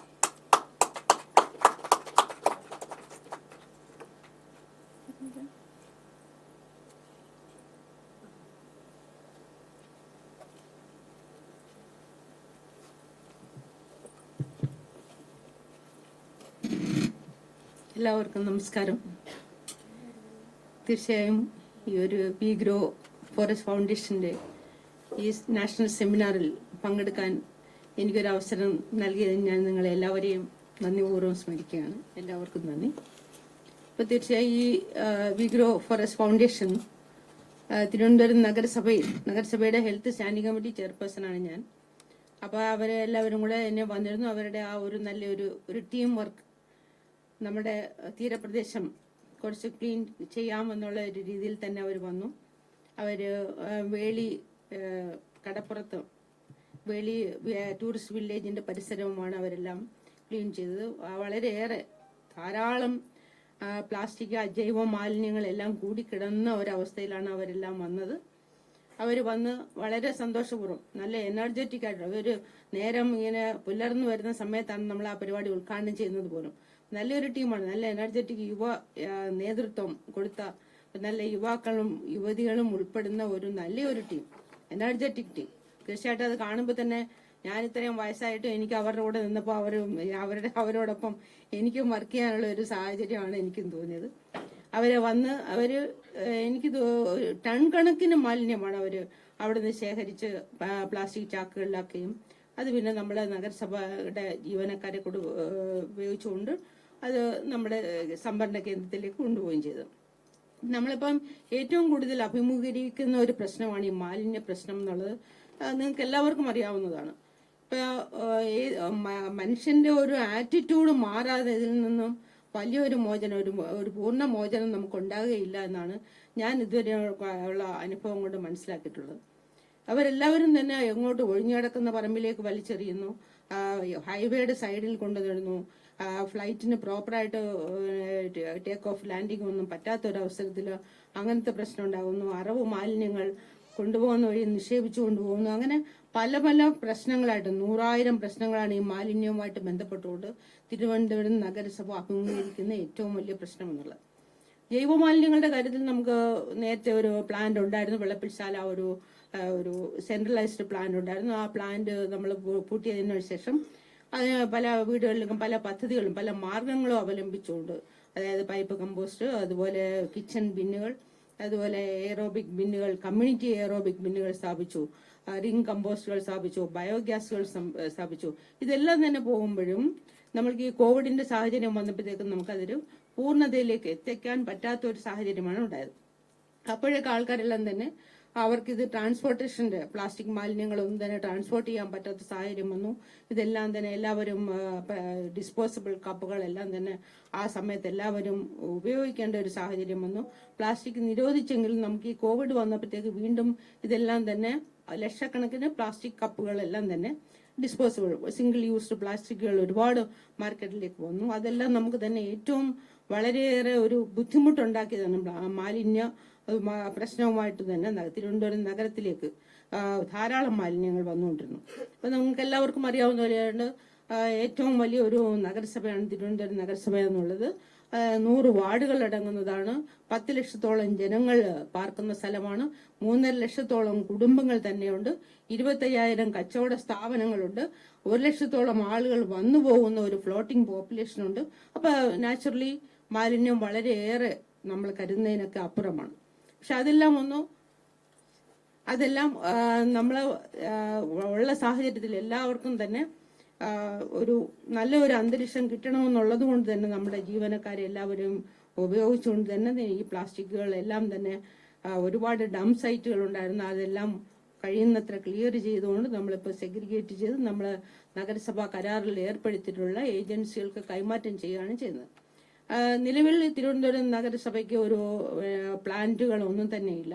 എല്ലാം ഡീസെൻട്രലൈസ്ഡ് വേസ്റ്റ് മാനേജ്മെന്റ് ആണ് ഇപ്പോൾ നടന്നുകൊണ്ടിരിക്കുന്നത്. ജൈവമാലിന്യത്തിന്റെ കാര്യത്തിൽ അജൈവ മാലിന്യങ്ങളെല്ലാം തന്നെ നമ്മൾ കരാറിൽ ഏർപ്പെടുത്തിയിട്ടുള്ള ഏജൻസികൾക്ക് കൈമാറ്റം ചെയ്യുകയാണ് ചെയ്യുന്നത്. ഇപ്പൊ ഇവിടെ ഇപ്പോൾ പല എമിനന്റ് സ്പീക്കേഴ്സും ഇതുപോലെ തന്നെ എൻവയോൺമെന്റൽ സസ്റ്റൈനബിലിറ്റിയെ പറ്റി സംസാരിച്ചു. അവരെ ഈ വേസ്റ്റ് മാനേജ്മെന്റിനെ പറ്റി സംസാരിച്ചു. നമ്മളെല്ലാം ഈ വേസ്റ്റ് എങ്ങനെയൊക്കെയാണ് കളക്ട് ചെയ്യേണ്ടത്, എങ്ങനെയൊക്കെയാണ് സോർട്ട് ഔട്ട് ചെയ്യേണ്ടത്, എങ്ങനെയൊക്കെയാണ് സെഗ്രിഗേറ്റ് ചെയ്യേണ്ടത് ഇതിനെപ്പറ്റി ഒരു വ്യക്തമായ ഒരു രൂപത്തിൽ നമ്മൾ ഇതുവരെ ഒരു ആക്ഷനും തിരുവനന്തപുരം നഗരം സഭ എടുത്തിട്ടില്ല എന്നുള്ളതാണ്. ഇതെല്ലാം തന്നെ നമ്മൾ ഏജൻസികൾക്ക് തന്നെ കൈമാറ്റം ചെയ്യുകയാണ് ചെയ്യുന്നത്. വരും ഭാവിയിൽ ഈ പറഞ്ഞതുപോലെ തന്നെ എല്ലാം സെഗ്രിഗേറ്റ് ചെയ്തുകൊണ്ട് അതിന്റെ ഏറ്റവും വാല്യുബിൾ ആയിട്ടുള്ള മെറ്റീരിയൽസ് എല്ലാം എടുത്തുകൊണ്ട് ബാക്കിയുള്ളത് ഫൈനൽ പ്രൊഡക്റ്റ് ആയിട്ട് മാറ്റാൻ പറ്റുന്ന തരത്തിലുള്ള രീതിയിലേക്കൊക്കെ പോവുകയും ചെയ്യും. അപ്പൊ ഇതാണ് നിലവിലപ്പം തിരുവനന്തപുരം നഗരസഭ ഏർപ്പെടുത്തിയിട്ടുള്ള പ്രശ്നങ്ങളെല്ലാം തന്നെ. പിന്നെ അതോടൊപ്പം തന്നെ നമുക്ക് ഇപ്പൊ ഇവര് തന്നെ ഈ ഗ്രീൻ ഇത് തന്നെ ഇവര് ധാരാളം 7 തവണയോ മറ്റാണ് അവരെല്ലാം ഈ നദീ തടങ്ങൾ എല്ലാം നമ്മുടെ തീരപ്രദേശങ്ങൾ ക്ലീൻ ചെയ്തിട്ടുള്ള. അവരുടെ തീർച്ചയായിട്ടും അവർ അങ്ങനെയുള്ള ഒരു നല്ല ഞങ്ങൾക്ക് തന്നെ അതിശയമായിരുന്നു. തന്നെ പഠിച്ചുകൊണ്ടിരിക്കുന്ന ചെറുപ്പക്കാരായ ആൾക്കാരെല്ലാവരും തന്നെ വന്നുകൊണ്ട് ഞങ്ങൾ ഇതെല്ലാം ഒന്ന് കുറച്ച് നാൾ ഇതിനു വേണ്ടിയുള്ള ഒരു ശേഖരിച്ച് നമുക്ക് ഹാൻഡ് ഓവർ ചെയ്യാവുന്ന ഒരു നല്ല തയ്യാറെടുപ്പോടും നല്ല മനസ്സോടുകൂടി വന്ന് അവരെ എല്ലാവരെയും അതിന്റെ ഭാരവാഹികളെയും അതിന്റെ തലപ്പത്തുള്ളവരെയും പ്രത്യേകിച്ച് ഇവിടെ പറഞ്ഞു ഒരു വനിതാ ഓർഗനൈസേഷനാണ് ഇതെല്ലാം. ശരി, ആദ്യമേ അതിന്റെ ഫൗണ്ടർ എന്ന് പറയുന്നത്. തീർച്ചയായിട്ടും അവർക്ക് എല്ലാവർക്കും ഈ അവസരത്തിൽ വളരെ നന്ദി രേഖപ്പെടുത്തിക്കൊണ്ട് ഇത് സമൂഹത്തിനൊരു അവയർനെസ് കൊടുക്കാൻ വേണ്ടി അവർക്ക് കഴിഞ്ഞു എന്നുള്ളതും കൂടി ഈ അവസരത്തിൽ ഞാൻ പറയുകയാണ്. എന്ന് വെച്ചാൽ പല ആൾക്കാർ ഇവരെല്ലാവരും തന്നെ ഒരു ടീമായിട്ട് അവിടോട്ട് ഇറങ്ങി കഴിഞ്ഞപ്പോഴത്തേക്ക് ആ നാട്ടുകാർക്കും എല്ലാവർക്കും തന്നെ അവർ പുതിയതായിട്ടൊന്നും ഒരു ഉണർവുണ്ടാകുകയും അവര് ഇത് മാലിന്യം വലിച്ചെറിയുന്നതിന് കുറച്ചൊരു കൺട്രോൾ അവർക്ക് തന്നെ വരുത്താൻ പറ്റും. അവരും നമ്മളോടെല്ലാം സഹകരിക്കുന്നുണ്ട്. നിരന്തരം നമ്മൾ തീരപ്രദേശങ്ങളെല്ലാം തന്നെ മാലിന്യം ശേഖരിച്ചുകൊണ്ട് നമ്മൾ സോർട്ട് ഔട്ട് ചെയ്ത് നഗരസഭയുടെ സംഭരണ കേന്ദ്രത്തിൽ എത്തിച്ച് കൈമാറ്റം ചെയ്തുകൊണ്ടിരിക്കുകയാണ് ചെയ്യുന്നത്. അപ്പൊ അവരുടെ പ്രവർത്തനങ്ങൾക്ക് എല്ലാ ആശംസകളും അറിയിച്ചുകൊണ്ട് ഇനിയും തുടർന്നും അത്തരം പ്രവർത്തനങ്ങൾ അവർക്ക് നല്ല രീതിയിൽ ഇവർക്കെല്ലാം തന്നെ സമൂഹത്തിൽ നന്നായിട്ട് ഇടപെട്ടുകൊണ്ട് വലിയൊരു അവർക്ക് സമൂഹത്തിന് മാനസികമായിട്ട് അവർക്ക് അവരുടെ പെരുമാറ്റത്തിൽ തന്നെ അവരുടെ ബിഹേവിയർ തന്നെ ഒരു ചേഞ്ച് വരാൻ കഴിയുമാറാകട്ടെ എന്ന് ആശംസിച്ചുകൊണ്ട് നിർത്തുന്നു. എല്ലാവർക്കും നന്ദി. Thank you so much ma'am. Ma'am പറഞ്ഞതുപോലെ ഞങ്ങൾ വേളിയിൽ ക്ലീനപ്പ് ആക്ടിവിറ്റീസ് സ്റ്റാർട്ട് ചെയ്യുന്ന സമയത്ത് we didn't have much volunteers. പിന്നെ ഞങ്ങൾ gradually we increase our number of volunteers. കുട്ടികളെ ഞങ്ങൾ കൂടുതൽ എൻകറേജ് ചെയ്തു, മോട്ടിവേറ്റ് ചെയ്തു, ക്യാമ്പയിൻസ് ചെയ്തു. അപ്പോൾ the benefit of joining a volunteer campaign when it comes to recycling and cleanup is you will not throw waste. നിങ്ങൾ ഒരു പ്രോഗ്രാം വോളണ്ടിയർ ചെയ്ത് കഴിഞ്ഞാൽ പിന്നെ നിങ്ങൾ റോഡ് സൈഡിൽ വേസ്റ്റ് ഇടുന്നതിന് മുന്നേ 2 വട്ടം ആലോചിക്കും. കാരണം somebody else has to pick it up. അപ്പം നമ്മുടെ കയ്യിൽ നിന്ന് വീണ് പോകുന്ന ഒരു ഗ്ലാസോ അല്ലെങ്കിൽ ഒരു വലിച്ചെറിയുന്ന ഒരു പ്ലാസ്റ്റിക് നമ്മൾ തന്നെ എടുക്കുന്ന പോലെ അല്ല വേറൊരാൾ വലിച്ചെറിയുന്നത് നമ്മൾ എടുക്കുന്നത്. സോ ഇറ്റ്സ് ആക്ച്വലി ആൾക്കാരുടെ ബിഹേവിയറൽ ചേഞ്ച് വരുത്താനാണ് നമ്മൾ നോക്കുന്നത്. നമ്മൾ ഒരു റാൻഡം ആയിട്ട് ഒരു ബീച്ച് ക്ലീനപ്പോ അല്ലെങ്കിൽ ഒരു റീസൈക്ലിംഗ് സെഷൻ നടന്നാലും എല്ലാം ചേഞ്ചസ് ഉണ്ടാവുമെന്ന് വിശ്വസിക്കുന്നില്ല. But that brings about A behavioural change in at least A portion of A community. അതാണ് ഞങ്ങളുടെ വിശ്വാസം. താങ്ക് യു സോ മച്ച് മാം. ഞങ്ങൾ മാമിനെ എല്ലാ മാസവും വിളിച്ച് ശല്യം ചെയ്യാറുണ്ട്. ഞങ്ങൾ കളക്ട് ചെയ്ത് വെക്കുന്ന വേസ്റ്റ് എടുക്കാൻ ആള് വേണം. അത് ആള് സമയത്ത് വന്നില്ല. ഞങ്ങൾ ഇങ്ങനെ മാറി മാറി പല ഫോണിൽ നിന്ന് വിളിക്കും. മാമിന് ഞങ്ങൾ നന്നായിട്ട് അറിയാം. So thank you so much. Next, actually, I would like to call Mohan Kumar sir from FACT. ചെറിയൊരു ചേഞ്ച് ഉണ്ട് സാറിന്, കുറച്ച് ധൃതി ഉണ്ടെന്ന് പറഞ്ഞു. അതുകൊണ്ടാണ് എൻവയോൺമെന്റൽ സസ്റ്റൈനബിലിറ്റിയെ കുറിച്ച് കുറച്ച് ഞങ്ങളടുത്ത് ഇൻപുട്ട് ഷെയർ ചെയ്യാനായിട്ട് I am calling Mohan Kumar sir. He is HR head of fertilisers and chemicals of Tramco. Please welcome sir.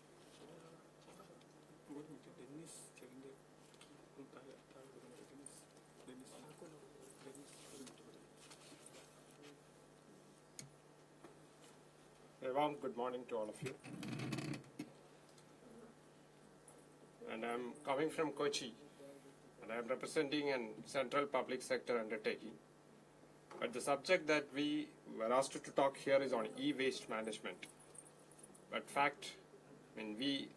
of course we do with e-waste management, but we have a different arena, and we came with a special structure of e-waste management, which is being done by our computer services center, and we have a team of officers to do with it. But being a public sector undertaking, when we look at the subject of environmental sustainability, we will have to see what our organization is and how our organization and the production facilities at Udyoga Mandal and Cochin division, which is our 2 divisions, are important for environmental sustainability. Now, when we think about, when I saw this We Grow Forest Foundation, we were very much attracted with the We Grow Foundation, because if you come to Kochi, other than the reserve forest, which you can see forest only at our Udyoga Mandal and Cochin division townships. There is no other industry in Cochin where you can see that forest is being regularly maintained and with repeatedly being harvested. Repeatedly being harvested in the sense that we grow forest in all areas of our township. And so I will like to say something about the forest that we maintain and also about the environmental sustainability of the fertilizer where we do with the fertilizer industry. So for a brief introduction, ours is the first large-scale fertilizer manufacturing facility, which is one is at Udyoga Mandal and the other is at Cochin division. And our townships are spread over 1,300 acres and is covered by trees, creating a green natural belt. Our Ambalamedu township is one of the beautiful ones with lush green forest and man-made water reservoir located in the middle of a forest.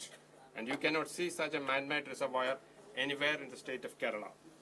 Our Ambalamedu township is one of the beautiful ones with lush green forest and a man-made water reservoir located in the middle of the forest, which we know that the great visionary Sri M.K. Nair, who uphold the ideology by reducing the damage of land and improve the enhancement of the green belt. Now, being a chemical industry, we are of continual improvement in the environmental performance and prevention of pollution, and we abide by the environmental rules.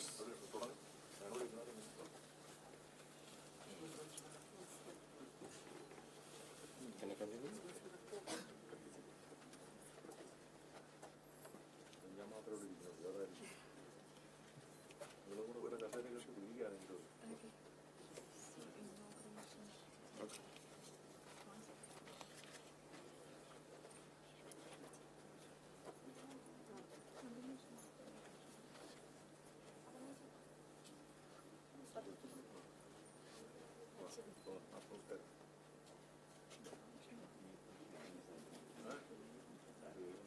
അല്ല ഞാൻ 12:30 വരുള്ളൂ.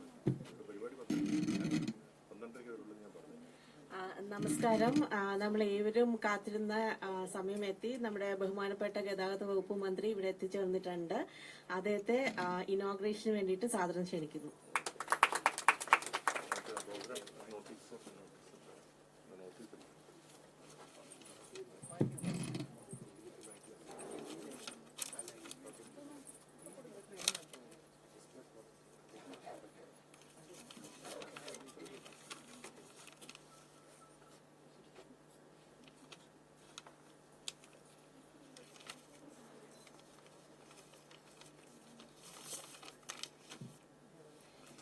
V grow forest ഫൗണ്ടേഷന്റെ ആഭിമുഖ്യത്തിൽ പാരിസ്ഥിതികമായ പ്രശ്നങ്ങളെക്കുറിച്ച്, പ്രത്യേകിച്ച് ഈ waste മാനേജ്മെന്റുമായി ബന്ധപ്പെട്ട ഈ കാലഘട്ടം നേരിടുന്ന ഏറ്റവും വലിയ വെല്ലുവിളിയെ എങ്ങനെ അതിജീവിക്കാമെന്നതിനെ കുറിച്ചുള്ള ഒരു പ്രധാന ചർച്ചയാണ് ഇന്നിവിടെ നടക്കുന്നത്. വി ഗ്രോ ഫോറസ്റ്റ് നിരവധി പരിപാടികളിൽ ഞാനുമായി സഹകരിച്ചിട്ടുണ്ട്. കൂടുതൽ പരിപാടികൾ എൻ്റെ വീട്ടിൽ വെച്ച് തന്നെയാണ്. അങ്ങനെ ഒരു ലാഭം അവർക്കുണ്ടായി. 10 പൈസ ചെലവില്ലാതെ അവിടെ 2-3 പരിപാടികൾ എൻ്റെ ഔദ്യോഗിക വസതി വെച്ച് തന്നെ, ആ കോമ്പൗണ്ടിനകത്ത് വെച്ച് തന്നെ പല പരിപാടികളും നടത്തിയതുകൊണ്ട് അങ്ങനെ ഒരു കുറേ നാളുകളായിട്ട് ഇവരുടെ പരിപാടികൾ പല പാരിസ്ഥിതികമായ പ്രശ്നങ്ങൾ ഏറ്റെടുക്കുന്നതിന്, നമ്മുടെ അന്തരീക്ഷ മലിനീകരണം തടയുന്നതിന് ഉൾപ്പെടെയുള്ള നിരവധി പരിപാടികൾ സന്നദ്ധ സേവന മനോഭാവത്തോടുകൂടി ചെയ്തുകൊണ്ടിരിക്കുന്ന ഒരു പ്രസ്ഥാനമാണ് വി ഗ്രോ എന്നുള്ളതുകൊണ്ടാണ് ഈ പരിപാടിയിൽ നാം എല്ലാം സംബന്ധിക്കുന്നത്. ഇന്നിവിടെ ഈ പരിപാടിയുടെ ഭാഗമായി നിരവധി വ്യക്തിത്വങ്ങളെ ആദരിക്കുന്ന ചടങ്ങുണ്ട്. ഒരു ഡോക്ടർ മീര ഉണ്ട്, ജമീല ശ്രീധരനുണ്ട്, ഡോക്ടർ അപർണ ആനന്ദുണ്ട്, ഡോക്ടർ പട്ടത്തിൽ ധന്യ മേനോനുണ്ട്. അതുപോലെ ഇവിടെ നിരവധി വ്യക്തിത്വങ്ങളെ ഇവിടെ ആദരിക്കുന്നുണ്ട്. നിരവധി പ്രസ്ഥാനങ്ങളുടെ മാനേജിംഗ് ഡയറക്ടർമാരുണ്ട്. ഡോക്ടർ മെറിൻ ജേക്കബ് കൃതജ്ഞത ആശംസിക്കുന്നുണ്ട്. ഇന്ന് ഒരു ദിവസം നീണ്ടു നിൽക്കുന്ന ദേശീയ സെമിനാറും അതുപോലെ തന്നെ നിരവധി വ്യക്തിത്വങ്ങളെ ആദരിക്കുന്ന പരിപാടിയും കൂടി സംയുക്തമായിട്ടാണ് ഇന്നിവിടെ വെച്ചിരിക്കുന്നതെന്ന് നമുക്കെല്ലാം അറിയാം. നമുക്കറിയാം, പല അന്തരീക്ഷ മലിനീകരണം നമ്മുടെ രാജ്യത്തുണ്ടാക്കുന്ന പ്രതിസന്ധി, പ്രയാസങ്ങൾ എത്രയോ വലുതാണെന്നുള്ളത് ഒരുപക്ഷെ തിരിച്ചറിഞ്ഞൊരു കാലഘട്ടമാണ് ഈ അടുത്ത കുറേ നാളുകളായി. അന്തരീക്ഷ മലിനീകരണം ഉണ്ടാക്കുന്ന പാരിസ്ഥിതിക പ്രശ്നങ്ങളും അതിനേക്കാൾ ഉപരിയായ കാലാവസ്ഥാ വ്യതിയാനം, ഇതിൻ്റെയൊക്കെ അടിസ്ഥാന ഘടകം എന്താണ് എന്നുള്ളത് ഇപ്പോൾ ലോകത്തിനാകെ ബോധ്യം വന്നിരിക്കുകയാണ്. ഒരു പ്രധാന മേഖല എന്ന് പറയുന്നത് നമ്മുടെ അന്തരീക്ഷ മലിനീകരണം ഉണ്ടാക്കുന്നതിൽ നമ്മുടെ ഡീസൽ, പെട്രോൾ ഇന്ധനങ്ങൾ ഉപയോഗിച്ചുകൊണ്ടുള്ള വാഹനങ്ങളുടെ അമിതമായ ഉപയോഗം വരുത്തിവെച്ചിരിക്കുന്ന പ്രശ്നങ്ങളാണെന്ന് നമുക്കെല്ലാം അറിയാം. അതിനെ നേരിടാൻ green fuel, CNG, LNG, electric, hydrogen ഉൾപ്പെടെ ഉള്ള മേഖലകളിലേക്ക് വഴിതിരിയുവാനുള്ളൊരു വലിയ പ്രയത്നമാണ് ലോകമാകെ നടത്തിക്കൊണ്ടിരിക്കുന്നത്. അതിനുള്ള ഇന്ത്യയിൽ തന്നെ ഏറ്റവും ഇലക്ട്രിക് വാഹനങ്ങളുടെ കാര്യത്തിൽ ഏറ്റവും ശ്രദ്ധേയമായ മുന്നേറ്റം നടത്തിയിരിക്കുന്ന ഒരു സംസ്ഥാനം കേരളമാണ്. വാഹനങ്ങളുടെ പെരുപ്പം നമുക്കറിയാം, ഇത്രയേറെ ഉണ്ടായൊരു കാലഘട്ടം നമ്മുടെ മുന്നിലില്ല. കേരളത്തെ സംബന്ധിച്ചിടത്തോളം ഏതാണ്ട് ജനസംഖ്യയുടെ പകുതി വാഹനങ്ങൾ, 1,65,00,000 വാഹനങ്ങളാണ് കേരളത്തിലുള്ളതെന്ന് പറഞ്ഞു കഴിഞ്ഞാൽ നമുക്ക് വിശ്വസിക്കാൻ കഴിയില്ല. അതുണ്ടാക്കുന്ന മലിനീകരണ പ്രശ്നങ്ങൾ എത്രയോ ഗുരുതരമാണെന്നുള്ളതും നമുക്കെല്ലാം അറിയാം. അപ്പോൾ ഇതിനെ അതിജീവിക്കുക എന്ന ലക്ഷ്യത്തോടുകൂടി ഒരുപാട് പരിപാടികൾക്ക് കേന്ദ്ര സംസ്ഥാന ഗവൺമെന്റുകൾ രൂപം കൊടുക്കുന്നുണ്ട്. ഞാൻ ട്രാൻസ്പോർട്ട് മന്ത്രിയായതിനു ശേഷം നമ്മുടെ ബസ്സുകളെല്ലാം ഡീസലിൽ നിന്ന് CNGയിലേക്ക് 3 വർഷം കൊണ്ട് കൺവെർട്ട് ചെയ്യുക എന്നുള്ള ഒരു ബൃഹത്തായ പദ്ധതിക്ക് രൂപം നൽകി. അല്ല, കൈയടിക്കാൻ പറ്റില്ല. പദ്ധതിക്ക് രൂപം നൽകി. രൂപം നൽകുമ്പോൾ ഇപ്പം നിങ്ങൾ കൈയടിക്കുകയല്ല, തിരിച്ച് അടുത്ത് പറഞ്ഞാൽ രൂപം നൽകുമ്പോൾ CNGയുടെ വില പെർ ലിറ്റർ, പിന്നെ CNGയുടെ വില 50 രൂപയായിരുന്നു, 54 രൂപയായിരുന്നു. ഡീസലിന്റെ വില അന്ന് കണ്ട് 84 ആയിരുന്നു. അപ്പോൾ ഞങ്ങൾ ആ പരിപാടികളെ മുന്നോട്ട് പോയപ്പോൾ ഞങ്ങളെക്കാൾ വേഗത്തിലാണ് CNG മുമ്പോട്ട് പോയത്. CNGയുടെ വില ഏതാണ്ട് ഡീസലുമായിട്ട് ഏതാണ്ട് അടുത്ത് വരെ എത്തി. ആ പരിപാടി ഉപേക്ഷിക്കേണ്ടി വന്നു. നിങ്ങളാരും കൈയടിക്കുകയല്ല. നിങ്ങൾ ആ പരിപാടി ഉപേക്ഷിക്കേണ്ടത്. കാരണം എനിക്കറിയാം, ഇത് വണ്ടിയും എത്തുമ്പോഴത്തേക്കും CNGയുടെ വില ഡീസലിനേക്കാൾ കൂടുതലാണ്. LNGയിലേക്ക് പോകാമെന്ന് വിചാരിച്ചു. ഞങ്ങൾ കേന്ദ്രമന്ത്രിയെ ഞാൻ തന്നെ നേരിട്ട് പോയി കണ്ടു. കേന്ദ്രം LNGയുടെ വില പോലും നിശ്ചയിച്ചിട്ടില്ല. അപ്പോൾ CNGയിലേക്ക് മാറിയ കുറെ സ്വകാര്യ ബസ്സുകളുണ്ടായിരുന്നു. അവരെ സംബന്ധിച്ച് വലിയ പ്രതിസന്ധിയിലാണ്. കാരണം CNGയിലേക്ക് മാറണമെങ്കിൽ കൺവേർഷൻ ചാർജസ്, 2 CNG ബസ് വാങ്ങാമെന്ന് വിചാരിച്ചു കഴിഞ്ഞാൽ ഡീസൽ ബസ്സിനേക്കാൾ വില കൂടുതൽ. അപ്പോൾ വില കൂടി CNG ബസ് വാങ്ങിക്കുകയും നമ്മൾ ലക്ഷങ്ങൾ മുടക്കി കൺവേർട്ട് ചെയ്യുകയും ചെയ്തു കഴിയുമ്പോൾ CNGയുടെ വിലയും LNGയുടെ നമ്മുടെ ഡീസലിന്റെ വിലയും തമ്മിൽ ഒരേ വിലയോ അല്ലെങ്കിൽ നേരിയ വ്യത്യാസമോ ഉണ്ടെങ്കിൽ എങ്ങനെ നമുക്ക് പിടിച്ചു വെക്കാൻ കഴിയും? എൻവയോൺമെന്റൽ സൈഡിൽ നമ്മൾ നോക്കുമ്പോൾ കൈയടിക്കാം. വില കൂടിയാലും കുഴപ്പമില്ല, CNG ഉപയോഗിച്ചുകൊണ്ട് നമ്മൾ ഡീസലിന്റെ ആ ഒരു ഉണ്ടാക്കുന്ന മാരകമായ പരിസ്ഥിതി പ്രശ്നങ്ങൾ ഇല്ലാതാവും. പക്ഷേ KSRTC പോലുള്ള ഒരു സ്ഥാപനത്തിന് പാരിസ്ഥിതികമായ പ്രശ്നങ്ങൾ മാത്രം നോക്കി മുന്നോട്ട് പോകാൻ കഴിയുന്ന ഒരു ആരോഗ്യാവസ്ഥയിലല്ലെന്ന് നിങ്ങൾക്കറിയാമല്ലോ. അതുകൊണ്ട് ഞങ്ങൾ അന്ന് അത് ഉപേക്ഷിക്കേണ്ടി വന്നു. KSRTCയിൽ ഒരിക്കലും ഇലക്ട്രിക് ബസ്സുകൾ മേടിച്ചിരുന്നില്ല. KSRTCയിലെ ചരിത്രത്തിൽ ആദ്യമായി ഇലക്ട്രിക് ബസ്സുകൾ കഴിഞ്ഞ 6 മാസം മുമ്പ് വാങ്ങിക്കാൻ തുടങ്ങി. ഞങ്ങൾ 50 ബസ് ആദ്യം ഓർഡർ ചെയ്തു. ഇപ്പൊ സിറ്റിയിൽ നിങ്ങൾക്കറിയാം, സിറ്റി സർക്കുലർ 10 രൂപയ്ക്ക് ഓടുന്നത് ലോകത്തിലെ ഏക വണ്ടി KSRTCയിലെ ആയിരിക്കും.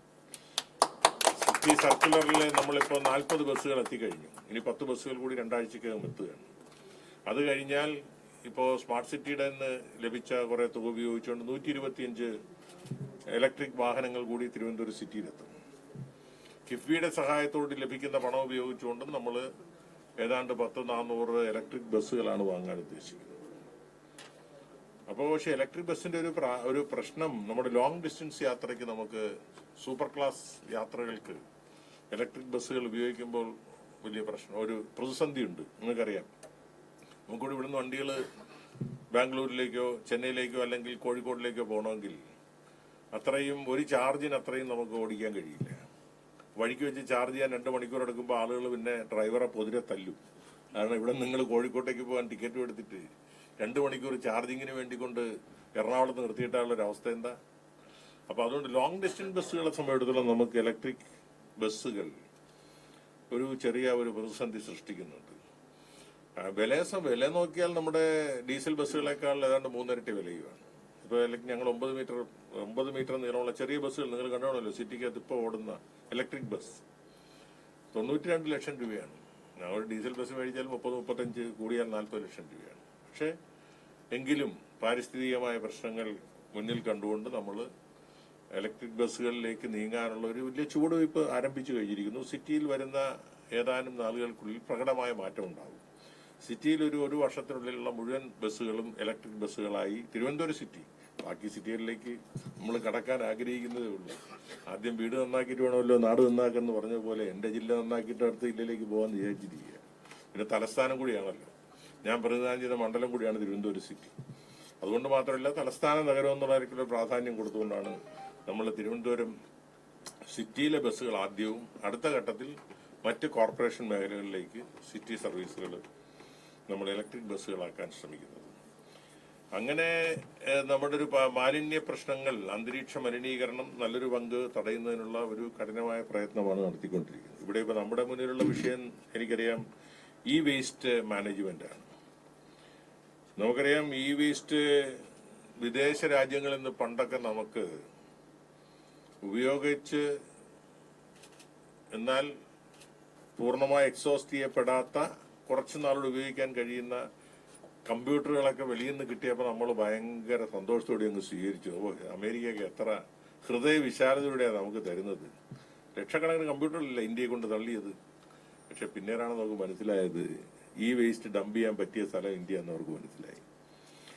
ഒരു കുറെ വർഷങ്ങൾ ഉപയോഗിച്ചതിന് ശേഷം ഏതാണ്ട് എക്സോസ്റ്റ് ചെയ്യാറാവുമ്പോൾ കേരളത്തിന് ഇന്ത്യക്ക് സംഭാവനയാണ്. അങ്ങനെ നമ്മുടെ ഇന്ത്യയിലേക്ക് കുറെ ഈ വേസ്റ്റുകൾ അങ്ങനെ ആദ്യം കടന്നുകൂടി. നമുക്ക് ഇത് ഈ മാലിന്യങ്ങൾ ഇറക്കുമതി ചെയ്യുന്നത് വലിയ ഗുരുതരമായ ഭീഷണിയാണ് നമ്മൾ ഇന്ത്യ ഇപ്പോൾ അഭിമുഖീകരിച്ചുകൊണ്ടിരിക്കുന്നത്. നമുക്കറിയാം, ഈ വേസ്റ്റ് എന്ന് പറഞ്ഞ ഒരു കൊടും ഭീകരന്മാരാണെന്നുള്ള ഇപ്പൊ നമുക്ക് ബോധ്യമായല്ലോ. ഇതുണ്ടാക്കുന്ന പ്രശ്നങ്ങൾ എത്രയോ, ആരോഗ്യ പ്രശ്നങ്ങൾ എത്രയോ വലുതാണ്. ശ്വാസകോശ സംബന്ധമായ രോഗങ്ങൾ, ക്യാൻസർ ഉൾപ്പെടെയുള്ള രോഗങ്ങളുടെ മൂല കാരണങ്ങൾ നമ്മുടെ ഈ വേസ്റ്റിന്റെ ഘടകങ്ങളാണെന്നുള്ളത് നമ്മൾ തിരിച്ചറിയാൻ അല്പം വൈകി, പക്ഷേ ശാസ്ത്രീയമായി തെളിയിക്കപ്പെട്ടു കഴിഞ്ഞിരിക്കുന്നു. അങ്ങനെ ഈ മാലിന്യം നമ്മുടെ വലിയ ആരോഗ്യ പ്രശ്നം ഉണ്ടാക്കുന്ന, രോഗഭീഷണി ഉയർത്തുന്ന ഒരു വലിയ പ്രതിസന്ധിയായി നമ്മൾ അഭിമുഖീകരിച്ചുകൊണ്ടിരിക്കുകയാണ്. ഇതിനെ എങ്ങനെ നേരിടാം എന്നുള്ളതിനെ സംബന്ധിച്ചിടത്തോളം ഇന്നും ഒരു വ്യക്തത വന്നിട്ടില്ല. പല നിർദ്ദേശങ്ങൾ പല ഭാഗത്തുനിന്ന് ഉയർന്നു വന്നിട്ടുണ്ട്. അമേരിക്കയിൽ തന്നെ പ്രതിവർഷം 40 ലക്ഷം ടൺ പെർ ഇയർ ഈ വേസ്റ്റ് ഉണ്ടാകുന്നതാണ് അല്ലേ? നമസ്കാരം. ഞങ്ങൾ പറഞ്ഞുകൊണ്ടിരിക്കുകയായിരുന്നു, കണ്ടില്ലല്ലോ. ബാ. അപ്പൊ അങ്ങനെ 40 ലക്ഷം ടൺ ഈ വേസ്റ്റാണ് മാലിന്യങ്ങളാണ്, ഈ വേസ്റ്റാണ് അമേരിക്ക തന്നെ പുറപ്പെടുവിച്ചുകൊണ്ടിരിക്കുന്നത്. അപ്പൊ മറ്റു രാജ്യങ്ങളുടെ കാര്യം പറയേണ്ട കാര്യമില്ല. അതായത് ഇലക്ട്രോണിക്സ് ഉപകരണങ്ങൾ കാലഹരണപ്പെടുമ്പോൾ അവയെ നിർമ്മാർജ്ജനം ചെയ്യുവാൻ നിർമ്മാതാക്കൾ തന്നെ അതിനുള്ള സംവിധാനങ്ങൾ ഉണ്ടാക്കേണ്ടതുണ്ട്. നമ്മുടെ രാജ്യത്ത് ഈ മാലിന്യങ്ങൾ സംസ്കരിക്കാൻ പ്രത്യേക നിയമങ്ങളുണ്ട്. പക്ഷേ നിയമങ്ങൾ ഇപ്പോഴും കോൾഡ് സ്റ്റോറേജിലാണ്. എത്രയോ നിയമം 2011 തന്നെ നിയമനിർമ്മാണം ആരംഭിച്ചതാണ്. 2016 നിരവധി റൂളുകൾ, Indian plastic waste management rule ഉണ്ട്, 2016 ഉണ്ടാക്കിയതാണ്. ഈ വേസ്റ്റ് മാനേജ്മെന്റ് റൂളും 2016 ഉണ്ടാക്കിയിട്ടുണ്ട്. അതുപോലെ തന്നെ ബയോമെഡിക്കൽ മാനേജ്മെന്റ് റൂൾസും 2016 ഉണ്ടാക്കിയിട്ടുണ്ട്. ഹസാർഡ് മാനേജ്മെന്റ് റൂൾസും 2016 ഉണ്ടാക്കിയിട്ടുണ്ട്. പക്ഷേ ഇതൊക്കെ നടപ്പിലാക്കേണ്ട മലിനീകരണ നിയന്ത്രണ ബോർഡിന് പല കാരണങ്ങൾ കൊണ്ട് അത് നടപ്പിലാക്കാൻ കഴിയാത്ത ഒരു പ്രയാസം അവരും അനുഭവിക്കുന്നുണ്ട്. ആ പ്രതിസന്ധി അവരും അഭിമുഖീകരിക്കുകയാണ്. കാരണം നിയമങ്ങൾ നടപ്പിലാകണമെങ്കിൽ പഴുതില്ലാതെ നടപ്പിലാക്കിയില്ലെങ്കിൽ നടപ്പിലാക്കുന്നവർക്ക് കോടതികളിൽ സമാധാനം പറയാൻ കഴിയാത്ത അവസ്ഥ വരും. അപ്പോ സാങ്കേതിക വിദ്യയുടെ ചില അഭാവങ്ങൾ ഇത്തരം നിയമങ്ങൾ നടപ്പാക്കുന്നതിന് നമ്മുടെ ഈ മലിനീകരണ നിയന്ത്രണ ബോർഡുകളെയും നിയന്ത്രിക്കുന്നുണ്ട്, അല്ലെങ്കിൽ അവർക്കും പ്രതിസന്ധി സൃഷ്ടിക്കുന്നുണ്ട് എന്നുള്ളതാണ് ഒരു സംഗതിയായി നമുക്ക് കാണുവാൻ കഴിയുന്നത്. നമ്മുടെ തദ്ദേശ സ്വയംഭരണ സ്ഥാപനങ്ങൾ ഈ കാര്യത്തിൽ നേതൃത്വപരമായ പങ്ക് വഹിക്കേണ്ടതുണ്ടെങ്കിലും പക്ഷേ തദ്ദേശ സ്വയംഭരണ സ്ഥാപനങ്ങളുടെ പരിമിതികൾ ഈ വേസ്റ്റ് മാനേജ്മെന്റിന് ഒരുപാട് പരിമിതികൾ അവർക്കുമുണ്ട്. കാരണം മറ്റ് വേസ്റ്റുകൾ തന്നെ ഫലപ്രദമായി മാറ്റാൻ കഴിയുന്നില്ല. ഞാനിന്നലെ എന്റെ മണ്ഡലത്തിലൊരു മീറ്റിംഗ് വിളിച്ചു. വേസ്റ്റ് മാനേജ്മെന്റ് ആണ് പ്രശ്നം. എന്താ, എല്ലാവർക്കും വേസ്റ്റ് മാറിക്കിട്ടണം, പക്ഷേ എന്റെ പുരയിടത്തിലിടരുത് എന്ന് മാത്രമല്ല എന്റെ അടുത്ത പുരയിടത്തിലും ഇടരുത്. കുറെ കഴിയുമ്പോൾ എന്റെ വാർഡിൽ പോലും ഇടരുത്. പിന്നെന്താ, എന്റെ പഞ്ചായത്തിലിടരുത്. എന്റെ പഞ്ചായത്തിലെടുത്ത് അടുത്ത പഞ്ചായത്തിലേക്ക് ഇട്ടോളണം. എന്റെ ജില്ലയിലെടുത്ത് അടുത്ത ജില്ലയിലേക്ക് ഇട്ടോളണം. എന്റെ വീട്ടിലെടുത്ത് അടുത്ത വീട്ടിലേക്ക് ഇട്ടോളണം, അല്ലെങ്കിൽ റോഡിലേക്ക് ഇട്ടോളണം. ഞങ്ങൾ സ്ഥലം തപ്പി നടന്നിട്ട് ഈ വേസ്റ്റ് മാറ്റി ഇടാൻ സ്ഥലം കിട്ടുന്നില്ല എന്നുള്ളതാണ്. ഇന്നലത്തെ ഒരു അവലോകനത്തിൽ എനിക്ക് മനസ്സിലായതൊരു വലിയ തട്ടിപ്പ് നടക്കുന്നുണ്ട് ഇതിന്റെ പേരിൽ. കോർപ്പറേഷൻ, നമ്മുടെ തദ്ദേശ സ്വയംഭരണ സ്ഥാപനങ്ങൾ ചില ഏജൻസികൾക്ക് വേസ്റ്റ് മാറ്റാൻ കൊടുക്കും. അതായത് ഒരു ലോഡ് മാറ്റുന്നതിന് അവർക്ക് 2500 രൂപ വെച്ച് കൊടുക്കും, കയറ്റി കൊടുക്കണം. അവരെവിടെങ്കിലും ഇറക്കി കൊടുക്കും. ചെയ്യുന്ന എന്താ, പലരും ഇതിനെടുത്ത് 2500 രൂപ മേടിച്ചിട്ട് പോയിട്ട് നേരെ അടുത്ത സ്ഥലത്തേക്ക് കിട്ടും, 2 കിലോമീറ്റർ അപ്പുറത്ത്.